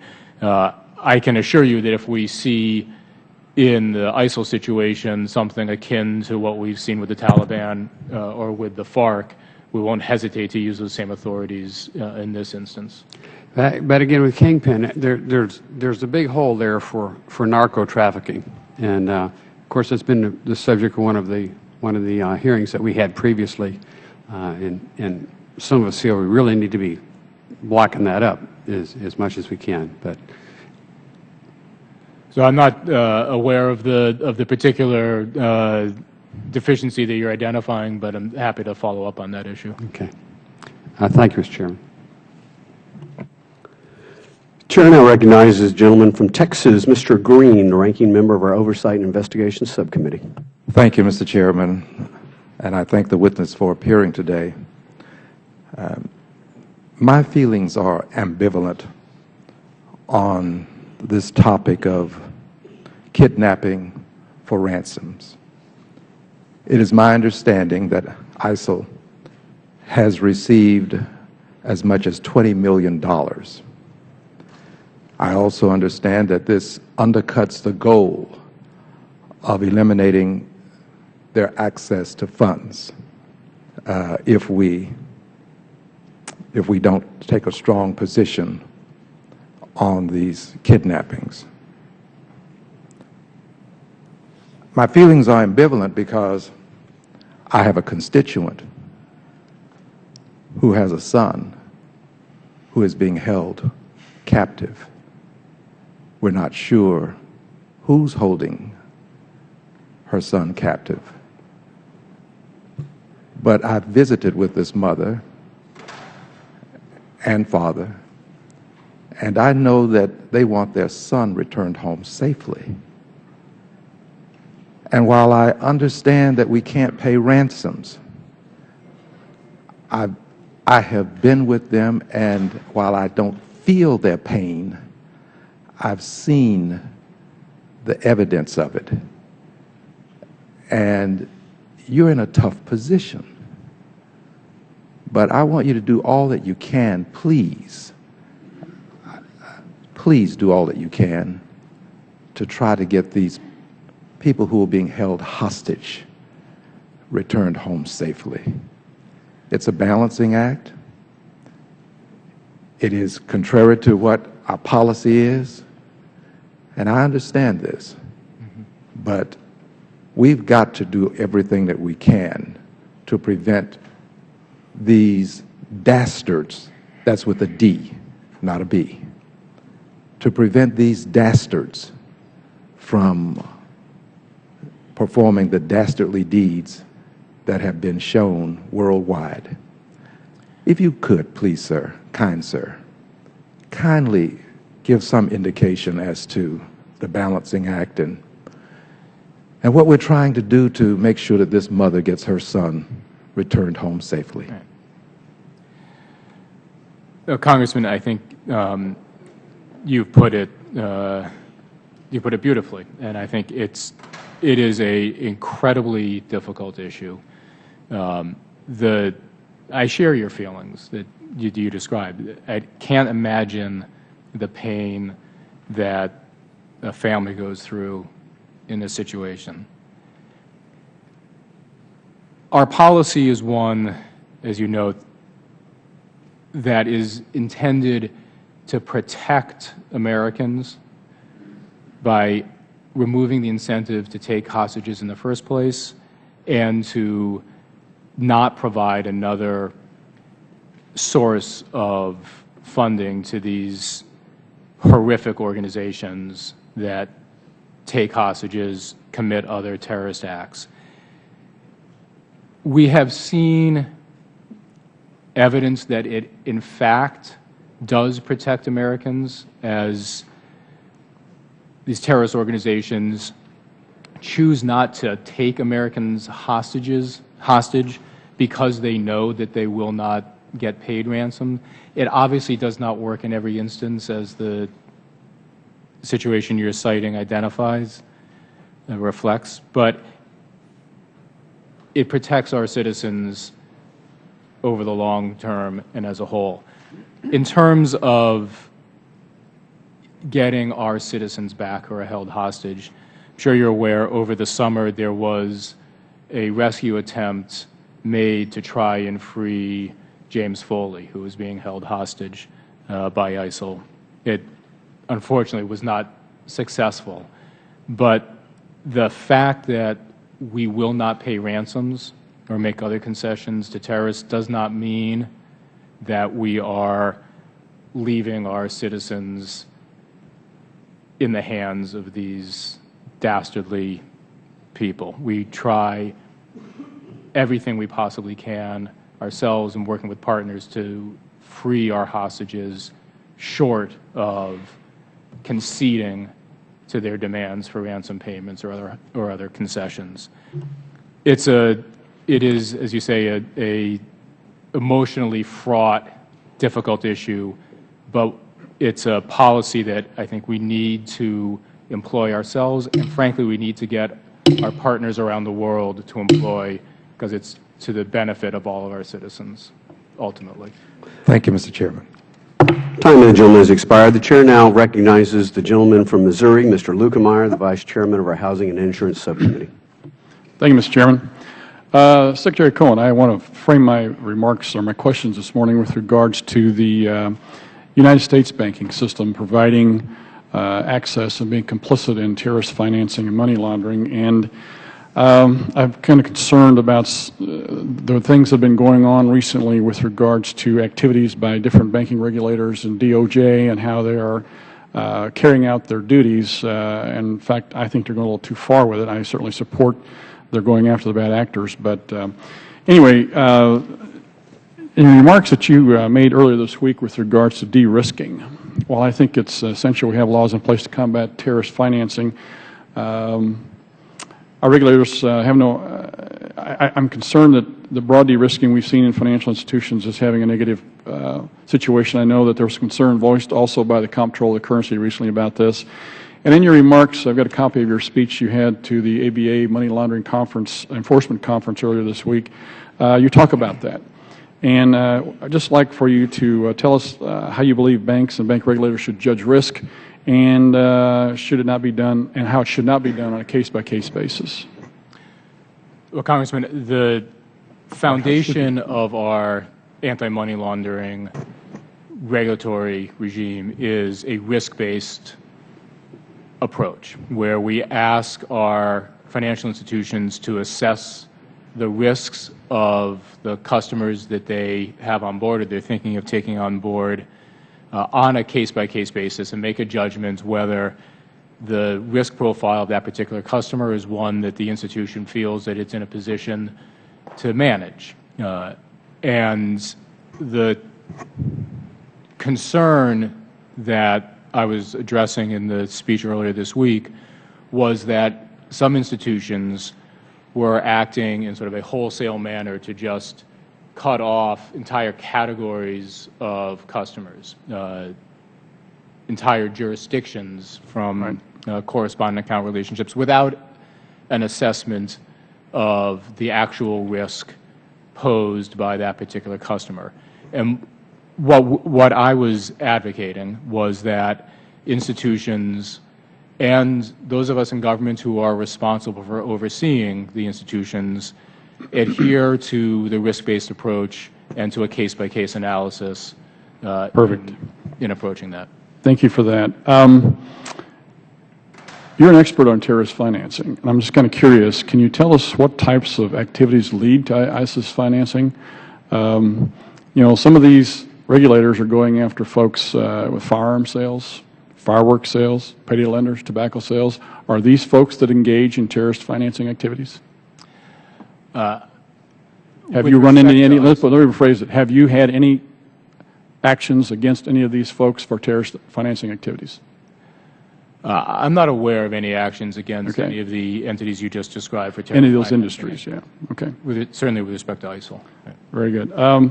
I know that the Financial Crimes Enforcement Network, FinCEN, put out a paper earlier this week, in fact, with regards to money service businesses laundering money for terrorists. And they're concerned that about the same thing that you're talking about in de-risking, about the banks indiscriminately terminating accounts. How closely do you work with these folks? You work with them every day, I assume, right? These folks work for me. Work for you. Okay, there we go. So you're aware of this paper, you're aware of this statement, and support what their conclusions as well, I assume? Yes, sir. Very good. One last question here. Your remarks earlier in the week also mentioned a few reforms needed to make our anti-money laundering capabilities stronger. One of those was a safe harbor from civil liability for financial institutions that file a suspicious activity report to SAR. I wholeheartedly agree with that recommendation, which is included in my bill that I offered, H.R. 4986, the End Operation Choke Point Act.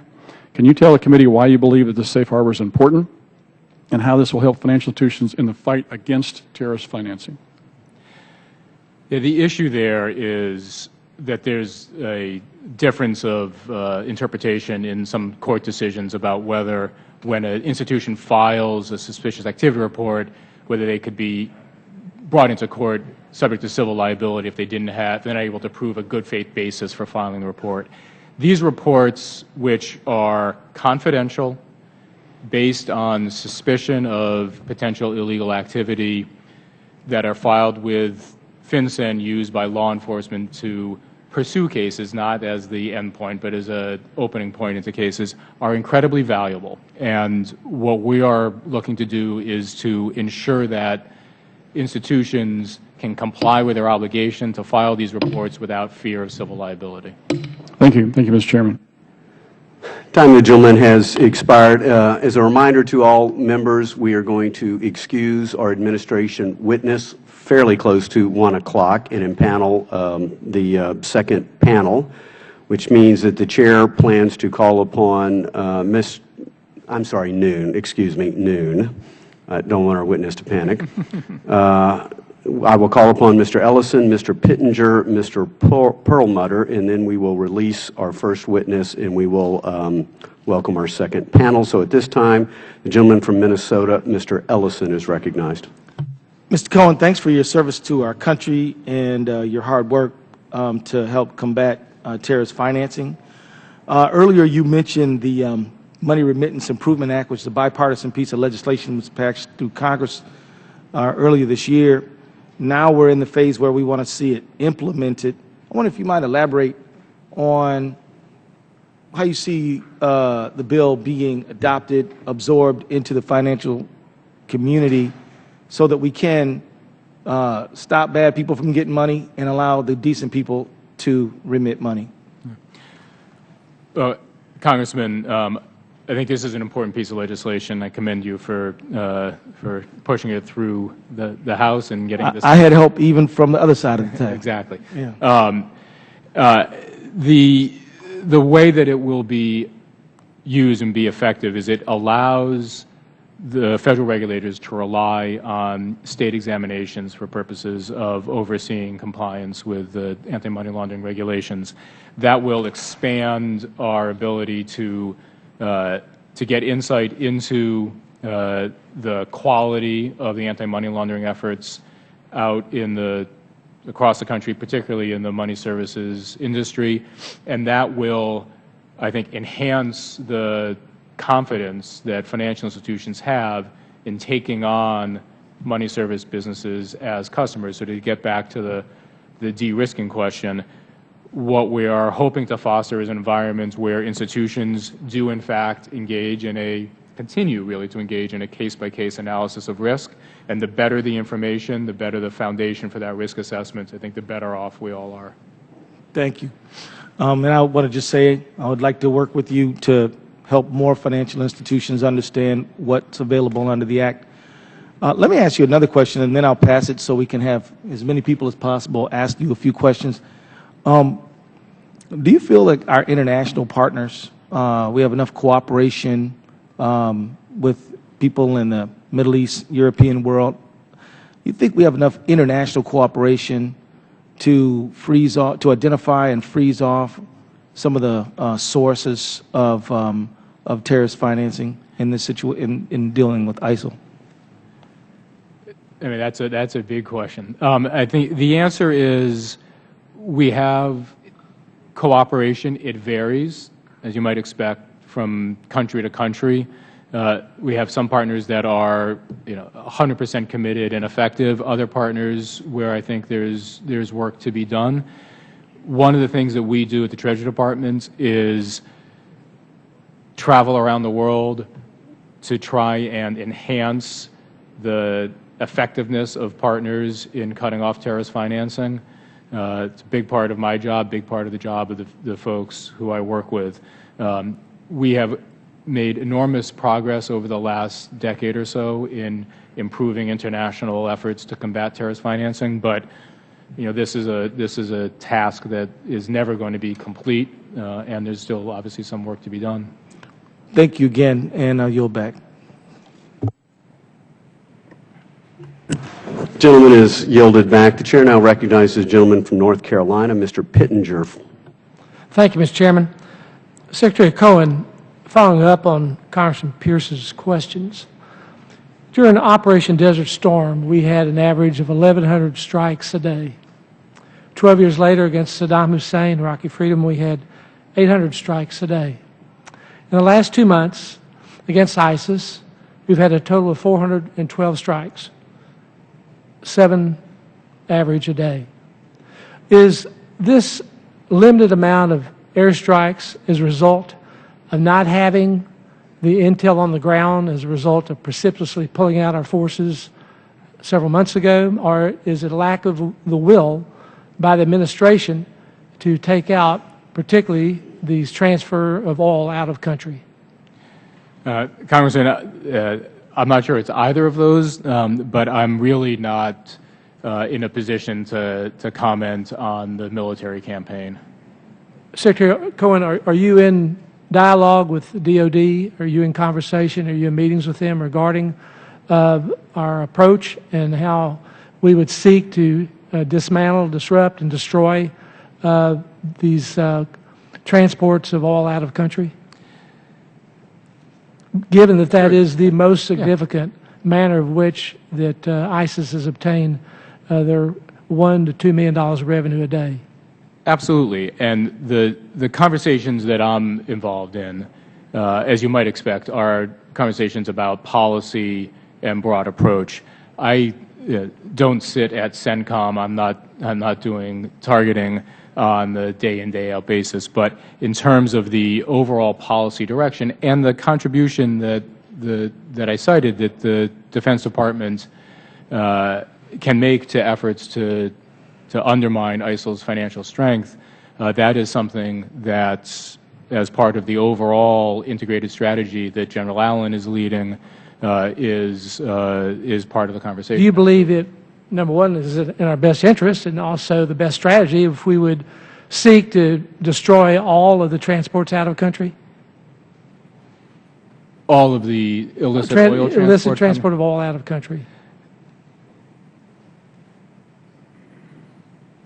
It would seem to me to be one of the ways that we can impair the oil trade is to stop them from bringing it out of the country.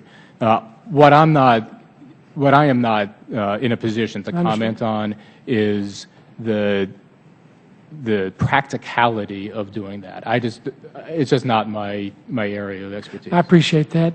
Please convey our continued concerns on the matter of the limited approach that we've had in terms of our commitment to airstrikes in various capacities, but particularly related to trying to disrupt the income flow back to the ISIS. On another matter, I mentioned earlier the availability of technology. There's very robust analytic software programs. I've worked for 12 years with major software companies, originally related to Medicaid fraud. But in these discussions, we've transferred now on and talking about how we can dismantle the terrorist funding and the transfer of it outside the United States and inside the United States. And as such, I wrote Jennifer Calvary, the Director of Financial Crimes Enforcement Network, on September the 4th, and requested a meeting to make sure that the Department is utilizing every available possible analytic support software available. I'd appreciate your help and response so I could meet with Ms. Calvary. It'd be most appreciated. Certainly, Congressman. And I can tell you that FinCEN, which Director Calvary oversees, has recently gone through an IT enhancements. It has some advanced analytical tools available to it, and they are using those tools to go through the reports that they receive from U.S. financial institutions to identify potential fundraising for ISIL and to push that out on a very rapid basis to our law enforcement colleagues. So that is happening, but I will convey your request. If you could help bring about a meeting with her, I would very much appreciate it. I yield back. Gentleman yields back. The chair now recognizes the gentleman from Colorado, Mr. Perlmutter. Mr. Secretary, thanks for your testimony today, and I want to compliment Treasury and the administration. The stock markets are hitting new highs again today. So, from where we were 6 years ago. I want to follow up on the line of questioning Mr. Pittenger was just asking you. He was talking about, one of your points was we got revenue, we got the flow of money, and we have expense. Okay, I get back to basics. Okay, so in the revenue side of this, you've got the production piece, which is what he was talking about. Can we eliminate or destroy the production? I'd rather focus on the price. We've had a 30% reduction in the price of oil in the last 5 months. So West Texas Intermediate's gone from 103 down to 75. Just basic economics would say to me, that's got to hurt these guys somehow, that they have less money for any barrel of oil that they have. Can you tell us kind of what you guys see the drop in oil prices doing to ISIS and its revenue stream? And then I'll get to expenses in a second. Yeah. Congressman, the price at which ISIL is selling the oil that it's stealing has never been at the open market price for reasons I'm sure you understand. Whether the drop in oil price has also forced a decline in the discount that ISIL is taking off the oil it's selling, I don't know the answer to that question, but let me see if there's something that I can What price in the black market, if you will, do you think they are selling it at? Can I get back to you on that in a different setting? I think Okay, so let me move to the expense side. So on the expense side, there is some cost to extract oil from the ground and then refine. Do we have any sense of what it costs them to produce this oil? I think not a lot, because this is not a sort of sophisticated operation. We've seen them take over wells, but also sort of in some respects destroy the wells and have the oil pool and are taking it that way. So I can't give you a dollar figure on what it costs for them to produce a barrel of oil, or to then refine it in one of their mobile refineries.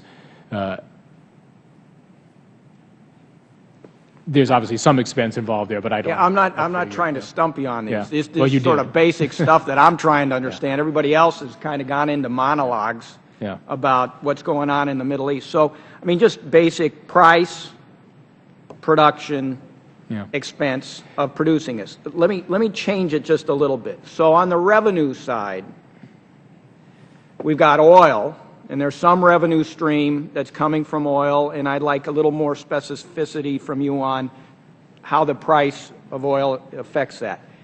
What other pieces of revenue does this get? Does it get it? You mentioned sort of charity from some other countries. Does it have other earnings? I mean, what other kinds of revenue do they have? And just on the price of oil, I can provide you more detail on that. I'd just like to do it in a different setting. The other sources of funding for ISIL are ransoms from kidnapping, extortion and crime from within the territory where they're operating, essentially forcing people to hand over cash at gunpoint, and to some extent donations from external sources, from wealthy donors overseas. Those are the four most significant sources of funding for ISIL. All right. So now moving to their total expense, obviously they've got to be paying their soldiers or whatever they're called, their fighters, their terrorist group, they've got to be paying somebody something. And your point was, at some point, whatever revenue they have is going to outstrip those expenses. Can you elaborate on that? Yeah, particularly as we make progress in squeezing down their revenue streams, their expenses for paying fighters, for attempting to deliver social services of some sort in the territory where they're operating will outstrip their revenue. Just in terms of the fighters, if you assume that they have 30,000 fighters, give or take, we have information that they pay their fighters about $1,000 a month. That comes to $360 million a year in just the expenses for fighters. Now, that figure is obviously a soft number. I don't know if that's exactly right, but it gives you sort of an idea of the magnitude of the expenses. If you look at what the Iraqi government had budgeted for this year, for the territories where ISIL is currently operating, for the delivery of social services, it was well over $2 billion. Now, nobody expects ISIL to deliver social services to the same extent as the Iraqi government was planning to, but ISIL does try to portray itself as if it were a government that can deliver social services. That's going to be quite a substantial expense. Thank you, Mr. Chairman. Undersecretary Cohen, we appreciate your testimony today. We will release you at this time and invite the witnesses for the second panel to please come to the witness table as quickly as possible. Thank you, Mr. Chairman. Thank you.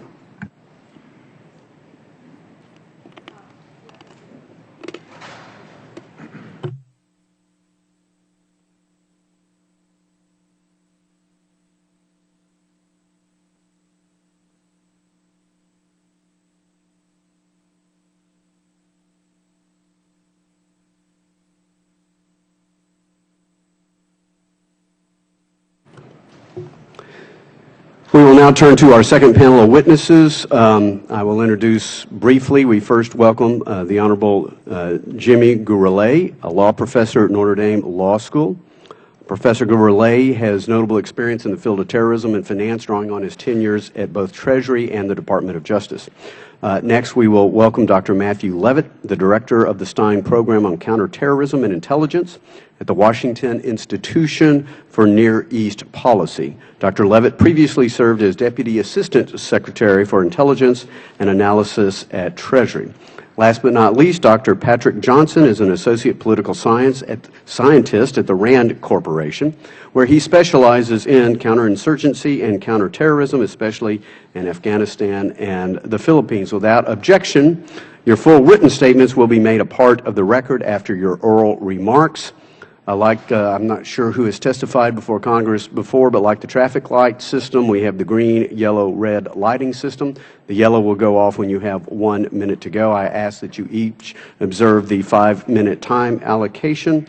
Professor Gurulé, you are now recognized for a summary of your testimony. Thank you, Chairman Henserling, Ranking Member Waters, and other distinguished members of the House Committee on Financial Services. Permit me to begin by thanking you for inviting me to testify before the committee on the timely and important topic of primary sources of funding for the Islamic State of Iraq and Syria, also known as ISIS. To enhance the U.S. government's counterterrorist financing strategy against ISIS, I'd like to make several recommendations. First recommendation, targeted blocking actions. The centerpiece of the government's counterterrorist financing strategy is to freeze the assets of suspected terrorists, terrorist-related entities, deep pocket donors, and other financial supporters and facilitators of terrorism, and prohibit such individuals and entities from doing business in the United States. The strategy is a preemptive strategy intending to prevent the financing of terrorist attacks and the killing of innocent civilians. More specifically, the authority to block ISIS-related funds derives from Executive Order 13224 that was actually issued after the terrorist attacks of September 11, 2001 by President George W. Bush. Unfortunately, the Treasury Department has not yet gained its footing with respect to ISIS-related designations. The ISIS-related designations by the Treasury Department raised two primary concerns. First, few individuals associated with ISIS have been designated for asset freeze under Executive Order 13224. This year, there have been only 4. 2 of the designations did not involve individuals involved in any way with terrorist financing. A third individual was a relatively lower-level facilitator with respect to moving money from Kuwait to Syria, and then the fourth was involved in raising money from deep-pocket donors and external funding. None, unfortunately, of the Treasury designations include individuals engaged in any of the major sources of internal funding for ISIS. Absolutely none. I have a very basic fundamental question, and that is, who is the finance minister for ISIS? Who is he? And why is that individual not on the Treasury list under Executive Order 13224? It seems to me that there needs to be a direct nexus between the Treasury Department's designations and the principal sources of internal funding for ISIS. Whether, again, we're talking about illicit oil trade, ransom payments, trafficking, trading, and stolen artifacts in Iraq and Syria, extortion payments. Those are the individuals that the Treasury Department should be focusing on for designating, blocking their assets, if any, in the United States. It seems to me, I don't know if this is the case, but it would seem to me, and it would seem to make good sense, that there should be financial intelligence teams focused on each of the principal sources of internal fundraising for ISIS. There should be a financial intelligence team dealing with the payment of hostage ransom payments and where those monies go. There should be an intelligence team dealing with oil, the illicit oil trade, and how that's happening, who's involved in that, and designating individuals involved in the illicit oil trade. Second recommendation, enhance terrorist financing prosecutions. And there's already been some discussion of this, and so I'll keep my remarks on this front very brief. The bottom line is that the Department of Justice has a mixed record on prosecuting terrorist financing cases. Since the September 11, 2001 terrorist attacks, there have been very, very few major terrorist financing cases. I'm aware of one, which there has been reference to, the Holy Land Foundation case. It was a charity, and by the way, a charity that was involved in raising money for Hamas. I'm not aware of any significant terrorist financing prosecutions dealing with terrorist financiers of al-Qaeda, and certainly none dealing with terrorist financiers of ISIS. To increase the number of terrorist financing prosecutions, my recommendation is that the Treasury Department should intensify and accelerate its efforts in sharing financial intelligence information with DOJ, so that DOJ has the evidence that it needs to bring criminal indictments against terrorist financiers and take those indictments to successful prosecution. The last point recommendation has to do with the BSA Bank Secrecy Act, and I would just add that under the BSA there have been, over the last 10 years, only 2 enforcement actions by FinCEN where fines have been imposed on banks for noncompliance with the BSA dealing with terrorist financing. I think that effort needs to be enhanced. Thank you very much. Dr. Levy, you are now recognized for a summary of your testimony. Thank you, Chairman, Ranking Member, distinguished members of the committee. It's an honor to be here to discuss this timely and important issue. The U.S. government effort to counter the Islamic State, or ISIS, is focused on 5 mutually reinforcing lines of effort, one of which aims to stop ISIS financing and funding. That may prove to be a difficult task, in large part due to the differences between the funding models employed by ISIS and Jabhat al-Nusra or other al-Qaeda affiliates, but not one that is beyond the international community's capabilities. Combating ISIS's financing is an important component of the international campaign against the only group to be too extreme even for al-Qaeda. Counterfinance tools have been proven uniquely effective both as a means to stem the flow of funds to terrorist groups, but also as sources of actionable financial intelligence that can then be leveraged to even greater success. Sometimes you let the money flow so you can watch it and tag it. There is no doubt that in those areas where ISIS financing crosses international borders or leverages the international financial system, especially the formal financial sector, but banks, but even the alternative financial transfer mechanisms like hawalas, in those cases, the traditional tool sets developed in the years since 9/11 will continue to prove to be effective means of countering ISIS financing. This includes ISIS's income from illicit oil smuggling, donations from those few deep-pocket donors we know about in the Gulf and elsewhere, kidnapped from ransom payments, efforts to access the antiquities black market to sell looted ancient artifacts, and more. But this is unlikely to be enough to fully dismantle ISIS. Unlike al-Qaeda and other groups, ISIS was financially self-sufficient for about 8 years as a terrorist and insurgent group before committing itself to running a proto-state. Remember that before it renamed itself the Islamic State, it was ISIS. Before that, the Islamic State of Iraq, al-Qaeda in Iraq, Majlis Shura al-Mujahideen, Jamaat al-Tawhid wal-Jihad. It went through many iterations. And unlike other groups which are reliant on state sponsors, major donors, or abusive charity, AQI, now ISIS, was financially independent for years by virtue of engaging in tremendously successful criminal activity enterprises domestically within Iraq. Today, criminal enterprise still accounts for significant ISIS financing, complementing the group's other lucrative sources of income, especially the sale of illicit oil. But on its own, criminal enterprise is an insufficient source of funding for a group committed not just to terrorist and insurgent activity, but to capturing, holding, and administering territory, which involves significant expenditures and therefore requires much more significant revenue streams. Therefore, while it's true that ISIS criminal enterprises within Iraq are currently beyond the reach of traditional law enforcement and regulatory action, we do not have an Iraq threat finance cell on the ground in Iraq like we once did. Focusing even only on those areas that are vulnerable to current tool sets will effectively deny ISIS the money it needs to hold and administer the Islamic State. Meanwhile, while military tools would, under other circumstances, be the last thing one would think one might think of as a logical means of combating crime, the fact is that airstrikes against ISIS have already significantly undermined some of the group's criminal enterprises, and further such strikes should continue that trend. They don't hold territory. They can't tax people in that territory. They can't abuse domestic resources, etc.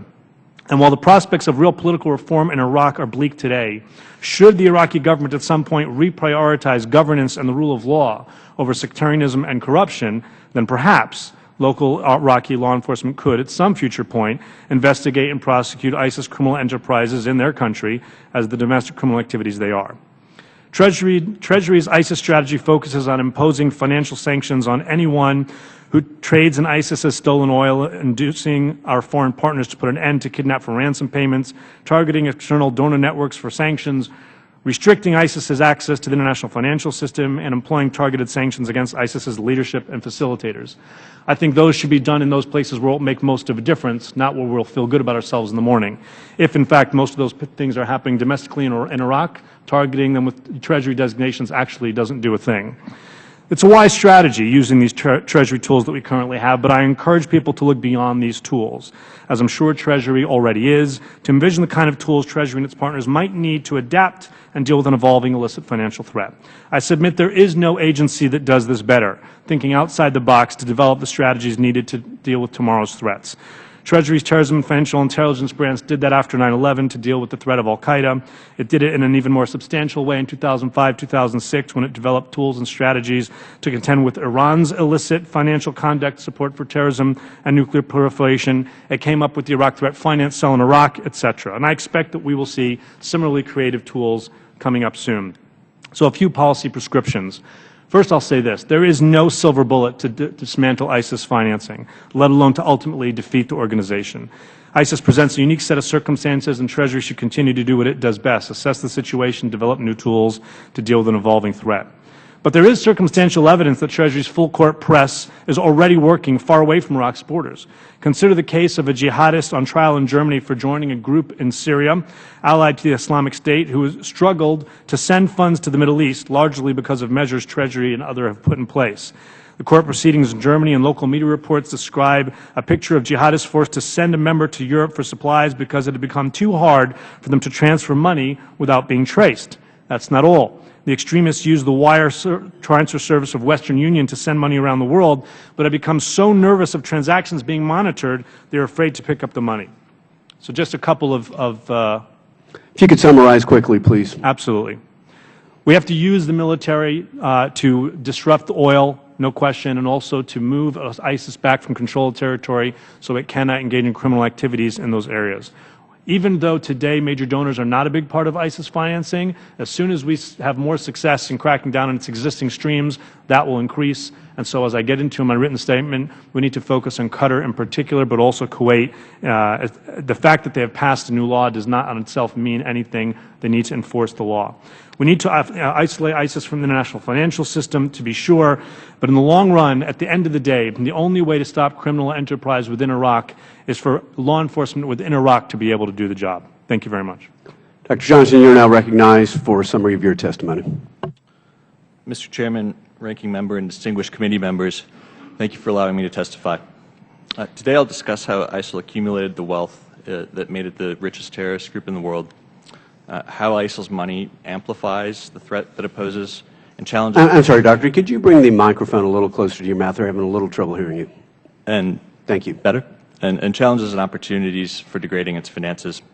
Before I begin, I just want to note that countering ISIL's funding is both difficult and important.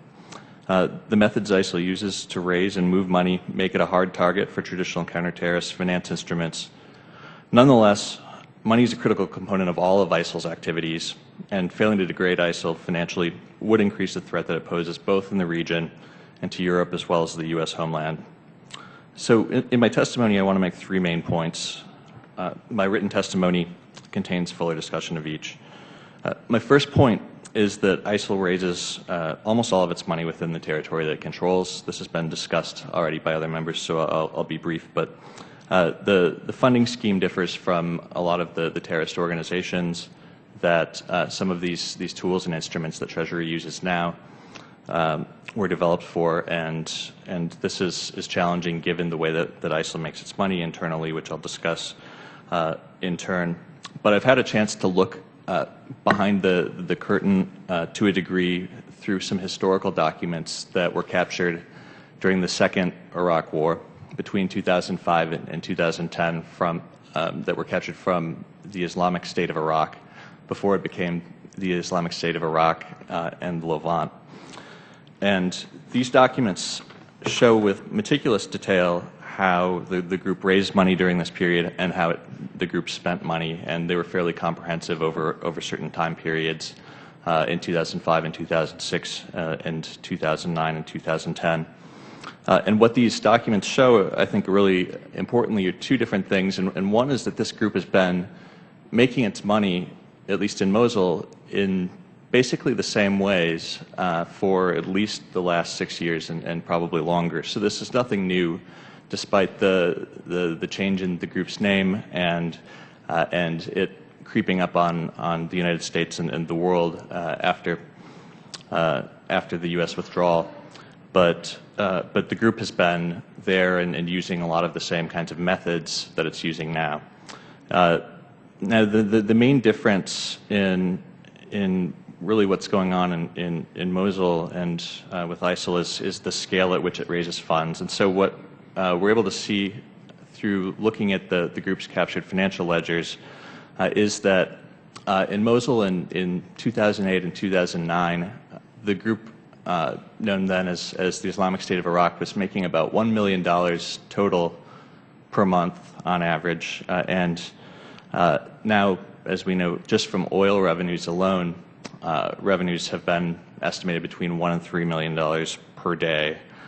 So it's an enormous increase and one that I think needs to be appreciated when we think about how threatening we viewed al-Qaeda in Iraq and the Islamic State of Iraq, and then with the additional finances that the group has now, what that might mean for their capabilities and then also for their ability to sustain a long-term protracted fight against various enemies. There are real challenges in disrupting ISIL's finances through targeted sanctions against its leadership and restricting its access to the international financial system. I think that Undersecretary Cohen is correct that key individuals involved in financial activities that benefit ISIL should be targeted for sanctions, and that ISIL does benefit from access to the international financial system. But these facts don't negate another fact, which is that a large share of ISIL's revenue is made internally. It's moved through informal channels or in cash by networks of intermediaries, among other methods that are used. And all of these methods combined make it difficult to collect the precise financial intelligence that's necessary to effectively apply targeted sanctions. Absent such intelligence, we're left with a fairly blunt set of financial instruments at our disposal that are unlikely to cut off ISIL from key revenue sources that could sustain the organization for the next several years or longer. My third point covers a few things that could be done to disrupt and degrade ISIL's internal financing. And so this refers specifically to extortion and various types of crime. Robust partnerships with local, regional, and U.S. government interagency partners will be necessary to collect the high-quality intelligence on ISIL's local funding sources and methods. Several steps could be taken, including enhancing intelligence cooperation with Kurdistan and Iraqi partners to identify oil facilitators, prioritizing collection on the quantities and prices of oil over time that facilitators and intermediaries are smuggling to maintain basic situational awareness of ISIL's financial capabilities as an early warning of sorts, and identifying and monitoring all external contracts for areas in and around the territory that ISIL controls, allowing action to be taken to reduce ISIL extortion revenue by stopping these contracts if they are not absolutely necessary for the population's well-being. So just to recap, the three main points is the importance of ISIL's internal funding scheme, the challenges associated with targeted financial sanctions and efforts to cut off a group like ISIL's access to the international economy, and to use this as sort of the primary toolkit to degrade the specific threats, financial capabilities, and an improved financial intelligence as a way ahead to understand the threat better and then to conduct targeted operations, whether by Treasury, DoD, or other agencies. Thank you. I want to thank each of the gentlemen for their testimony. The Chair now recognizes the gentleman from Pennsylvania, Mr. Rothfuss. Thank you, Mr. Chairman. Professor Gurley, you talked a little bit about the specially designated global terrorists and that we've only had 4 identified, I think, with ISIS. And you made a good point about who is the finance minister for ISIS. Can you just give us a little historical context, going back to the early 2000s when you were in public service, in individuals we would have been identifying within al-Qaeda, just to compare and contrast? Thank you for the question. First of all, we have to keep in mind that the method of raising money by al-Qaeda is very different than the method that ISIS uses to raise money. Al-Qaeda relied almost entirely on external sources of funding. And so, for example, we focused on corrupt charities that were raising money for al-Qaeda and related affiliated terrorist groups. And when I was Undersecretary, I think we designated, especially designated global terrorists, over 20, maybe actually higher than that, probably closer to 40 charities for that purpose. But again, the focus was on external sources. ISIS is very different. It's principally a self-funded organization. And so what Treasury has to do is they have to pivot. They have to refocus. They have to recalibrate their efforts to the dynamic that they're currently facing with respect to ISIS funding. And my point is I think they're struggling to make that change, to make that adjustment. And it's borne out by the fact that there's only 4 designations. Do you believe that there would be individuals that Treasury would be aware of today that could be designated? Well, I would certainly hope so, because if they're not, then the situation is even more dire than it appears. We've talked a little bit with the Undersecretary and other panelists have mentioned some of the countries in the area, and I'm wondering if each of the members of the panel can address this. The Undersecretary talked about there still needs more work to be done, for example, with Qatar and what they're doing. We've talked about the charity law that Qatar has in place. I think the Undersecretary had previously made statements about Qatar and Kuwait being permissive jurisdictions for terrorist financing. What kind of things could these countries be doing now that they're not doing today?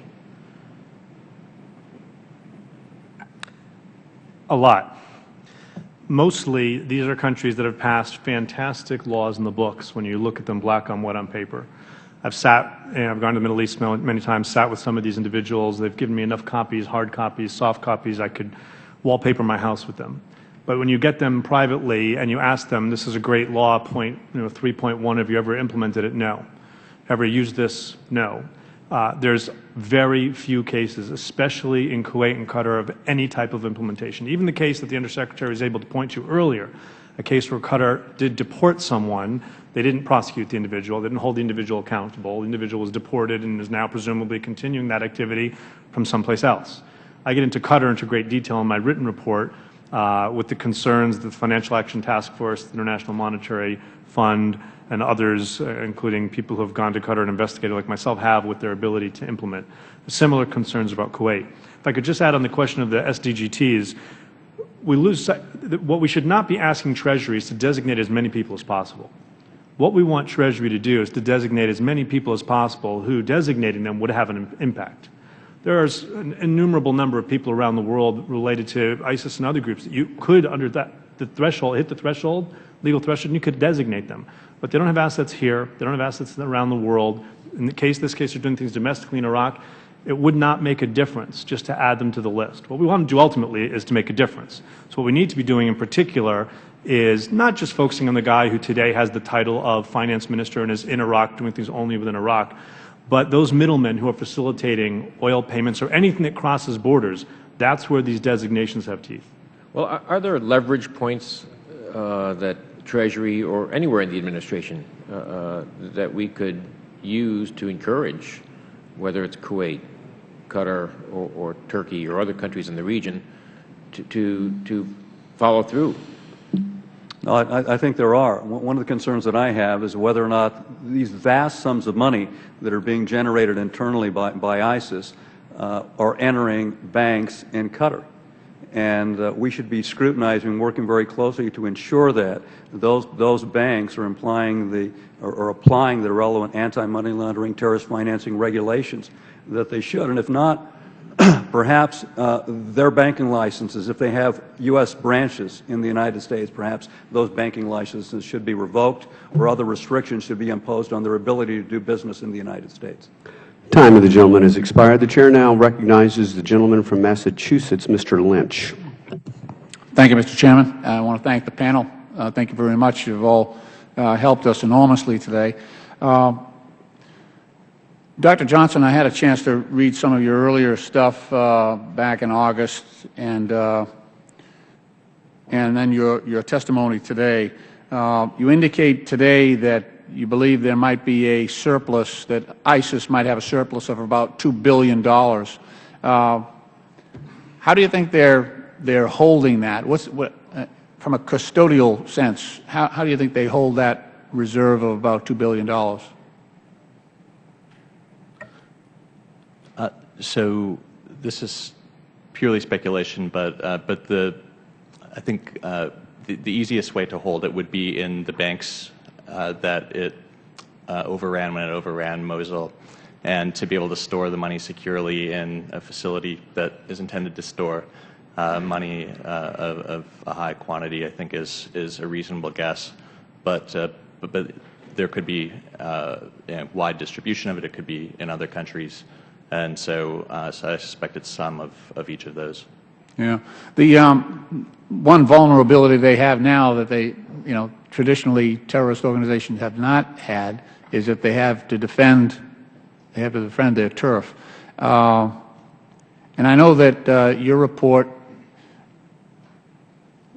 I think all of you have hit on this, that our response to the traditional financing of al-Qaeda, as the professor has outlined, our response was really sanctions and restrictions on, proper banking practices and things like that, anti-money laundering statutes. But the way that ISIS is operating now, they're internally generating this revenue. So they're not relying on principally on Qatar or Saudi Arabia as al-Qaeda did in the past. So we really have to get at the oil revenue. I understand, Professor, in your report that you indicate the second largest source of revenue for ISIS is the selling of antiquities. But that's it. I think they'll exhaust that at some point. It's really the oil that is going to be their if they're going to have a sustainable system here and organization, it's going to be the oil. How do we get at that, Dr. Johnson, in terms of our strategy? I know that we're doing targeted missile strikes and bombings, but to really take away the capacity to produce oil, you've got to occupy the ground. And I'm just curious if you think that our current strategy that really looks at population centers like Mosul is the right strategy. Would it not be better for us to encourage the Iraqis and the Kurds to really focus on the oil production areas and try to take them away from ISIS control? Thanks for the question. I think that the appropriate way to do this is pretty much what's being done right now, actually, and that's using airstrikes to limit the freedom of movement and ability to move oil and smuggle it as easily as ISIL was able to before the airstrike started. Meanwhile, buying time for an advise and assist effort and capacity building effort to try to stand up, in some cases, local security forces or the Iraqi army to conduct effective operations, essentially to push ISIL back from the territory that it's controlled. I appreciate that, and I don't mean to cut you off, but from 2003 to 2011, we spent $24 billion, the United States taxpayer. We spent $24 billion training 938,000 Iraqis how to fight and to equip them, train them. And here we have 30,000 Sunni that are overrunning the country and Syria. And I just, in the race against time, as this ISIS gets stronger and stronger, we're back again with this training operation. And I just have some misgivings about, what's that saying that the definition of insanity is doing the same thing over and over again and hoping for a different result. I'm just a little bit, I think the training piece in Kurdistan, where we did not train before, is probably money well spent. But I'm a little skeptical about what we're doing with the folks we trained already. Time of the gentleman is expired. The Chair now recognizes the gentleman from Kentucky, Mr. Barr, for 5 minutes. Thank you, Mr. Chairman. Would you all assess, and let me just direct this first question to Dr. Levitt, would you assess that the primary source of revenue for ISIL is the oil revenue? By far. Okay. And so how effective has U.S. efforts been so far, the coalition's efforts been so far at targeting the middlemen in Iraqi, the Iraqi Kurds or the Turkish elements that constitute the middlemen? How effective have we been at identifying those middlemen that are delivering the oil to other parties? There's very little open source about it. When I talk to people privately, my understanding is there has been some progress in identifying these people. Then takes some time to put together packages and fully get to the point where you can actually designate somebody. But I expect that those types of designations will be forthcoming. We've seen more success in working with partners in places like Turkey and in the Kurdish areas in the north of Iraq, where the problem isn't so much criminal middlemen, but corrupt politicians who are involved in this as well. Keep in mind, these are oil smuggling routes and individuals who have been involved in this for years since the Oil for Food program, and so combating something that has that kind of traction is difficult. What about airstrikes with these mobile refineries? How effective has that been so far? Military says they've been very, very effective, and if you look at the numbers, we at one point were saying that ISIS was making as much as $3 million a day, and now most say about $1 million, maybe even a little less, so I'd say that's about 2/3 reduction. That's tremendously successful. Nowhere near where we need to be yet, but very much headed in the right direction. And to follow up Mr. Lynch's line of questioning, is there any way, even if we have had some modest success with respect to these mobile refineries and the airstrikes, is there any way that we can truly combat, or is it practical to believe that we can truly combat this source of oil revenue without retaking identifiable oil fields from ISIL control? To fully deal with the problem, you're going to have to retake the oil fields. But even short of that, if you can deny your adversary the ability to extract, to move, to refine that oil, if they're sitting on it but not making money on it, or only making as much money as they can make domestically, which is happening already in some cases, then you can further degrade their capabilities. And how well do we know whether or not the Assad regime is a primary purchaser or a small purchaser of some of this illicit oil trade? My understanding is there's no question but that the Assad regime purchases ISIS oil, has been doing so for some time. Keep in mind we're talking about oil fields on both sides of the border.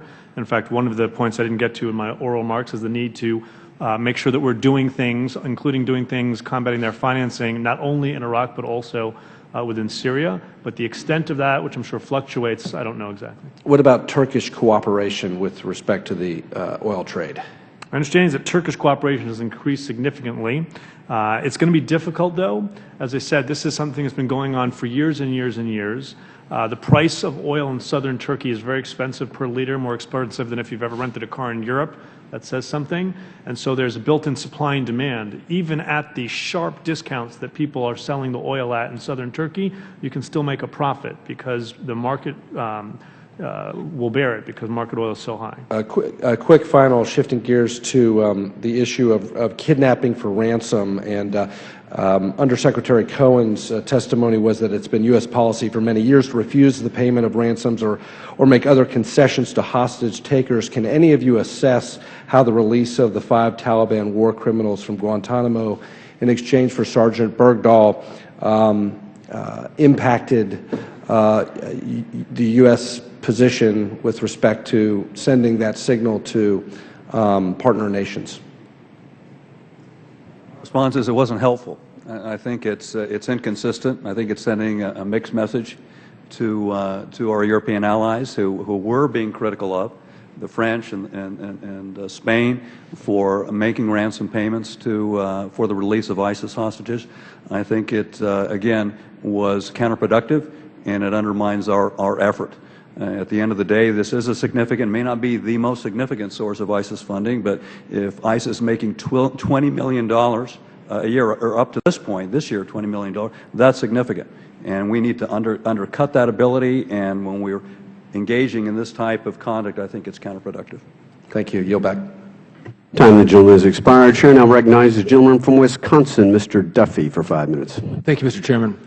A lot of the topics have been covered today, but my concern with the administration is its initial designation as ISIS as being a JV team. I've looked at the strategy of the administration in regard to its mission to disrupt, degrade, and defeat ISIS. I take issue with the way they lay that out. I wish they'd just say we're going to defeat ISIS. But spending $500 million and trying to train 500 quote, moderate, unquote, rebels to take on 40 to 80,000 jihadists doesn't seem like a sound strategy to defeat this group of radicals. And then, as I think it was Mr. Rolfes who indicated, on average 7 bombing missions a day compared to what we had previously done in prior engagements seems far too little and somewhat too late. So my concern has been with the administration's strategy.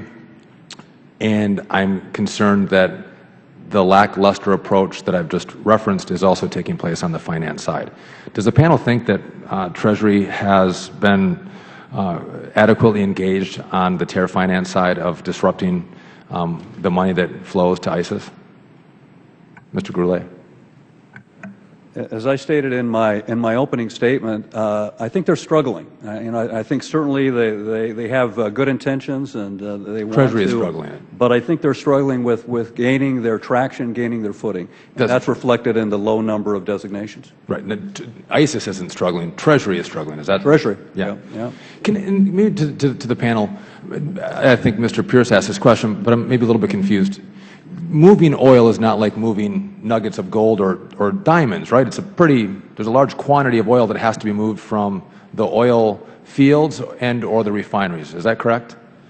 We're talking about 20,000 to 30,000 barrels a day. Now, there may be some, it's not an exact figure, but it's a significant amount of oil that's being transported every single day. And once it's sold, I understand it can be more difficult to identify those who are participating in the finance side and the purchase side and the middleman side of oil. But does it seem impossible that we couldn't bomb tankers of oil as they leave the refinery or leave the wells? Why aren't we engaging in military action to destroy the oil as it leaves? I don't know the answer to that question. Why aren't we doing that? To anyone on the panel. Mr. Levitt? I don't have the answer to that. It's more of a military question than not. My guess is that if it were that simple, we'd be doing it because there's no one who disagrees with the premise of what you're saying. Sometimes there's small trucks. I think that people watch too much TV and think that we have complete aerial coverage of everything that's happening at all times. But I don't have the perfect answer to your question. I would just say that I am absolutely certain that the approach at Treasury is not lackluster in the least. People are working very, very hard on these issues. It's the nature of the problem that they're facing. If what Congress really wanted them to do is just designate 40 people, we could do that tomorrow. No, but I'm not saying that. I mean, we're moving large quantities of oil, and we have drones in the air. We have air superiority. That we can't take that out is somewhat of concern. So, and we're not dealing with a small terror network either. We're dealing with large amounts of money, and I would imagine that it's easier to trace large amounts of money than a few $1 million here and there to different terror networks. We're talking about hundreds of millions of dollars, right? Correct. And while I would just challenge the idea that we have complete coverage over at all times, but it's a better ask to a military person. Fair enough. I want to switch to another topic. The United States and Turkey are co-leading an initiative within the Financial Action Task Force. You guys are aware of that? Is it fair to say that Turkey was just removed from the gray list from that task force? That's right.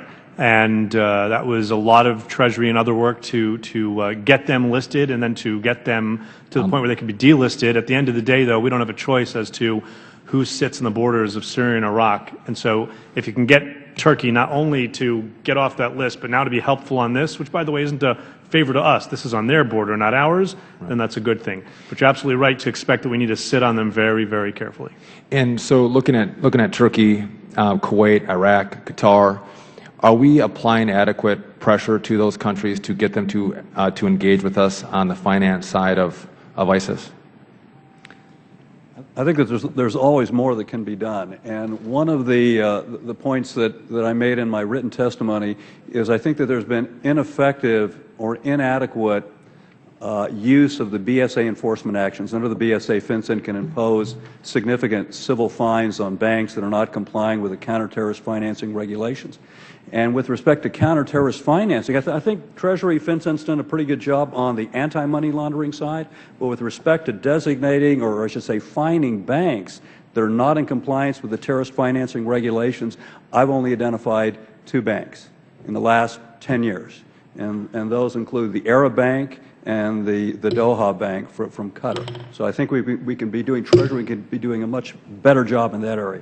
Thank you. My time of the gentleman has expired. Chair now recognizes the gentleman from California, Mr. Sherman. ISIS rules territory and extracts money from that territory. That is probably its biggest source of revenue. The lights are on in Mosul. Okay, not all the time, but electricity continuity is shoddy in much of Iraq. Before this outbreak, a lot of the electricity for Mosul came from the Mosul Dam. Is that dam still providing electricity to those living under ISIS? Does anyone have an answer? Is ISIS collecting money from the people who receive that electricity? Dr. Levin? Yeah, my understanding is that the dam is not under their control. They're not I getting know. money from any of it. They don't control the dam, but how are they getting the electricity from Mosul? My understanding is that the government that controls the dam is still allowing electricity to go into the city because there are citizens who live there. And that's basically the point. The electricity goes into Mosul. ISIS collects for that electricity. I don't know that that last part is true. Well, we do know that they are in a position to collect for the electricity. What we know is they're in a collection to tax for anything they want. Right. They tax for the air they breathe or anything else. we I did don't not know that there's anything when tied we to were electricity. serious about World War II, we didn't provide electricity or food or anything else to the people of France when they lived under Nazi occupation. Yet you're saying the Iraqi government is providing electricity to Mosul. Is the Iraqi government being paid for that? I don't know. But I think that the Iraqi So government it supports the economy of Mosul and the other areas under ISIS control. ISIS then taxes those people, and it's very hard to wage war if you supply strategic assets to the to areas under enemy control. I've never seen that done in a war, in the past. I hear your point. I just say we're short of world war right now. And if you want one sure way for the central government in Iraq to go even further to losing the support of more of their constituencies, deny electricity to Iraqi citizens who So are let me get this. captured and are You supply the economy under ISIS's control. ISIS then taxes that economy, and that's. Did we lose the hearts and minds of those who were resisting Nazis because we not only did not provide free food or electricity to the people of France? Obviously, electricity wouldn't have worked, but food. But in fact, we prevented food imports in France. Didn't we retain the support of the civilian population that was under Nazi occupation? Is there any other war you can point to where free electricity goes from one side to the other?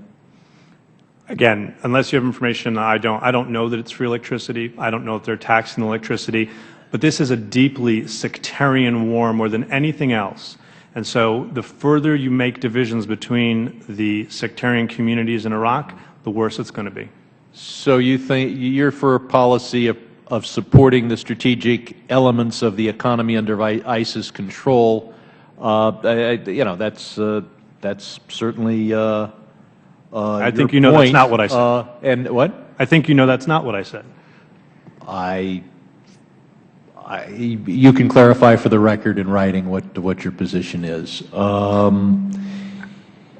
Now, I guess that would also apply to petroleum. I mean, if you're in favor of the lights being on in Mosul, then people ought to be able to drive from North Mosul to South Mosul. We are preventing them from exporting oil. Have we done everything possible to prevent them from producing enough oil for the civilians under their control? Professor?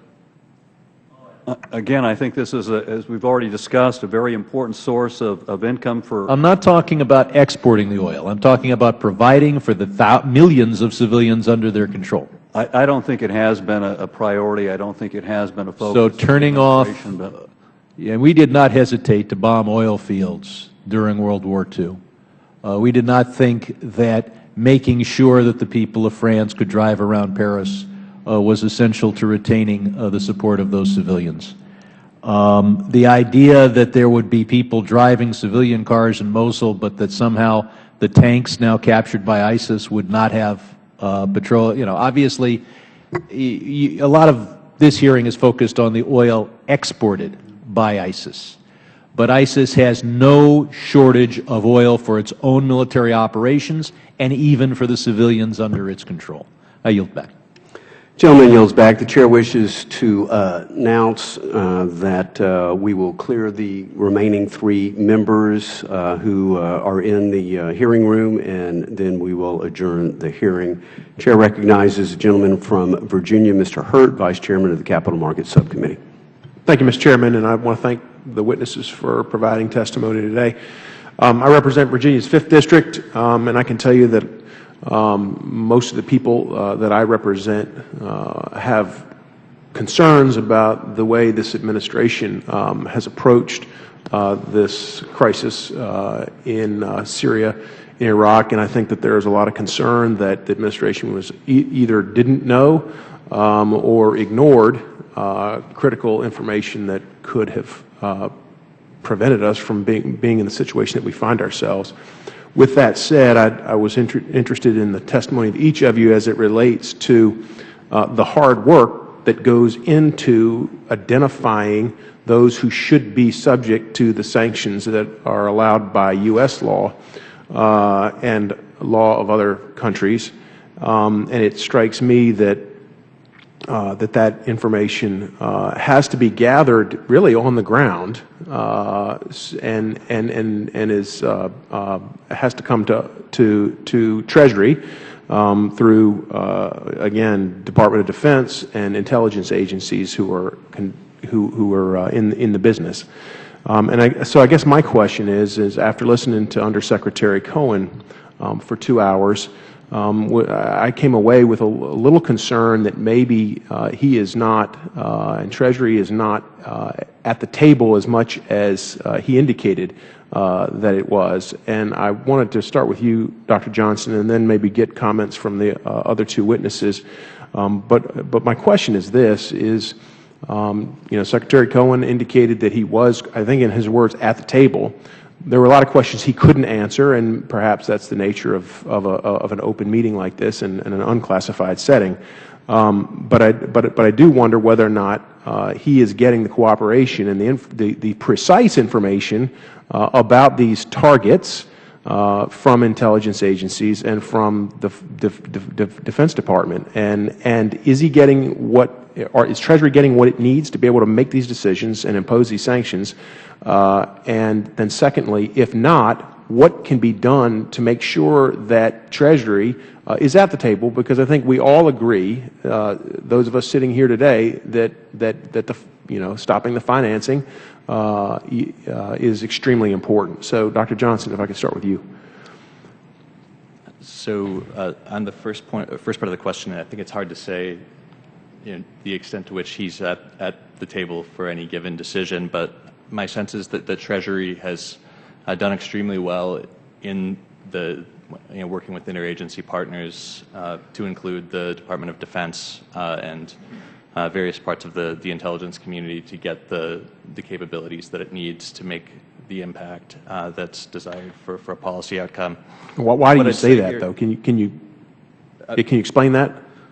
So, since 9/11 and the realization that terrorist financing really matters, and that to disrupt terrorist networks and terrorist attacks, going after their financing is really a useful instrument to have, among the various tools that we have.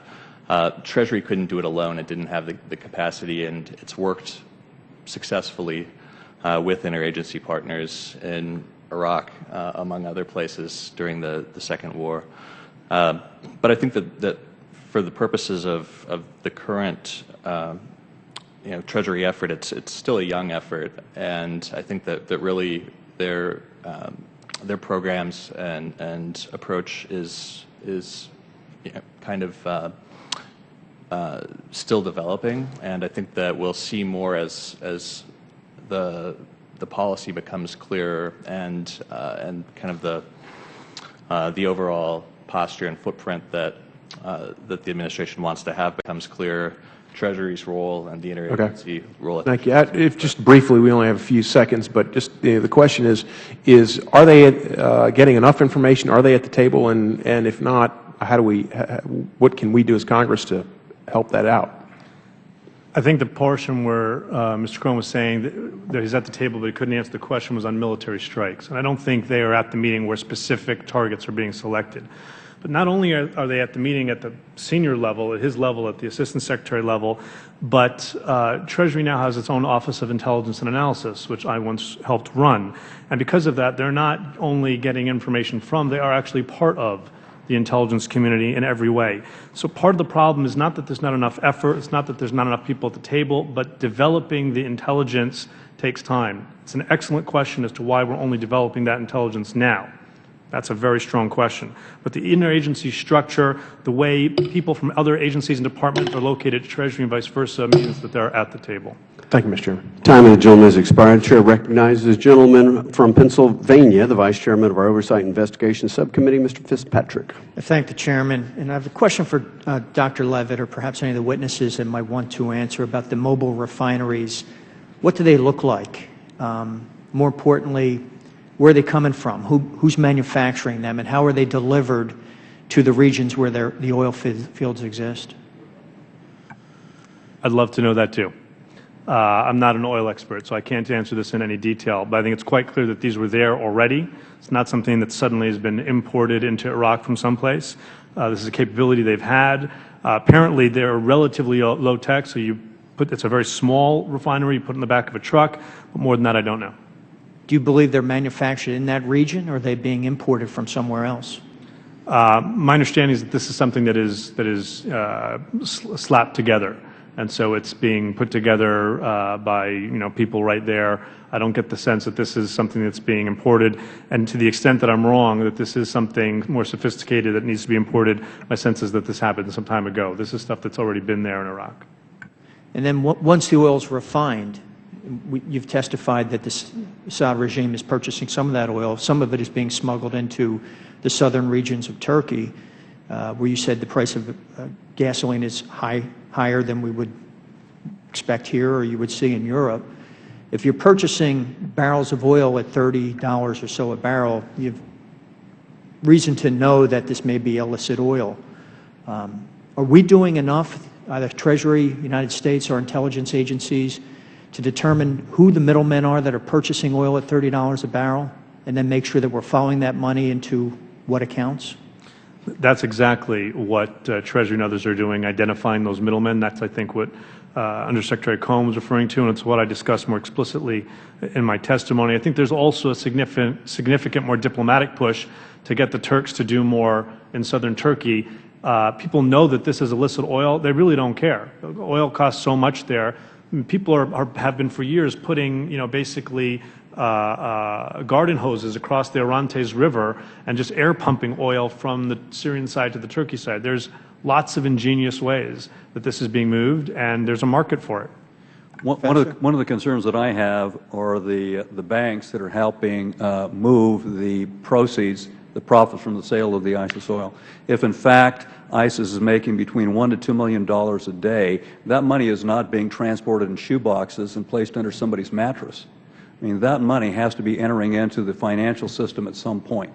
And I think that we need to do a better job. Department of Justice, Department of Treasury needs to be doing a better job, or intensify its efforts, let me say that, intensify its efforts to identify the financial institutions that are knowingly receiving and transferring ISIS-related funds.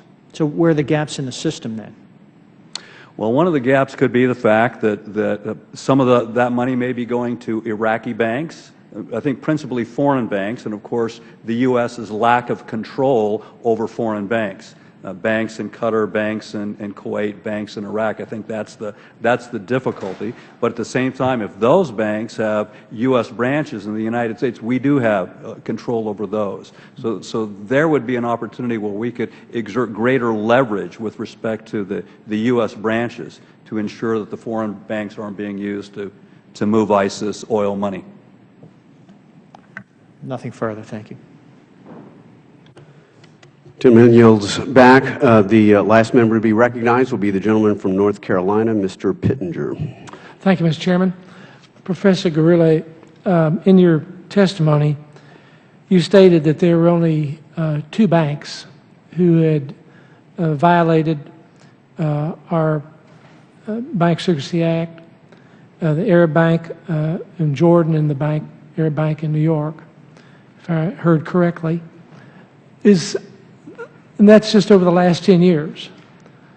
Is that as a result of our lack of capacity to track these folks, or are there others who are complicit that we haven't been successful yet in tracking? That's the question. The question is, why is it that FinCEN, I think, has done a fairly good job in terms of sanctioning banks that do not have compliant AML, anti-money laundering regimes that comply with the BSA. But with respect to counter-terrorist financing, it doesn't seem to be a priority. And I wonder, is that because of a lack of resources, personnel within FinCEN? Maybe there's just not enough bodies to be engaged in oversight with respect to whether these banks pose a high risk for terrorist financing, or perhaps the weak spot may be with the other federal regulators, that the other federal regulators aren't focusing and emphasizing on whether or not these banks are in compliance with the counter-terrorist financing regulations under the BSA. But it seems to me that it's unacceptable that we could have only 2 banks, where if you look at the actual orders issued by FinCEN, the only 2 banks where I could find references in those orders to threats regarding terrorist financing. Yes, sir. In that light, as we look at our partners throughout the world, we have relationships with them, many of whom we give tens and even hundreds of millions of dollars of foreign aid. It's always of concern to me of how we are not honored by our relationships with our partners, and particularly in this situation that's so critical for our national security and for theirs as well. To what extent, what would you advise us as a Congress in going forward, and how we could put greater pressure on these respective countries and their banks to be in compliance with our BSA requirements?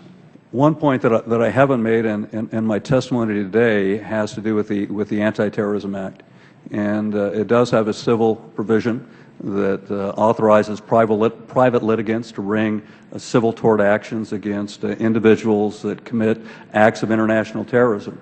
And I think that statute could be enhanced through amendment to make it a more effective remedy for victims of terrorism, including people, entities that aid and abet terrorists. For example, banks that knowingly provide financial services and transfer money to suspected terrorists. There's several problems with the current legislation as it stands. One, it doesn't explicitly authorize aiding and abetting. And if we're going after the banks, they're really the aiders and abettors. So the plaintiffs are left with the dilemma of having to prove that the bank is primarily responsible for the acts of international terrorism through secondary action by being an aider and abetter with respect to the acts of terrorists. So I think in that way we could unleash plaintiffs, we could unleash an army of litigants to go after banks and charities and other entities that are facilitating the financing of terrorism. And again, I think from an equitable standpoint, it's the right thing to do. These are victims. These are the surviving family members of victims of violent acts of terrorism. Thank you. I yield back.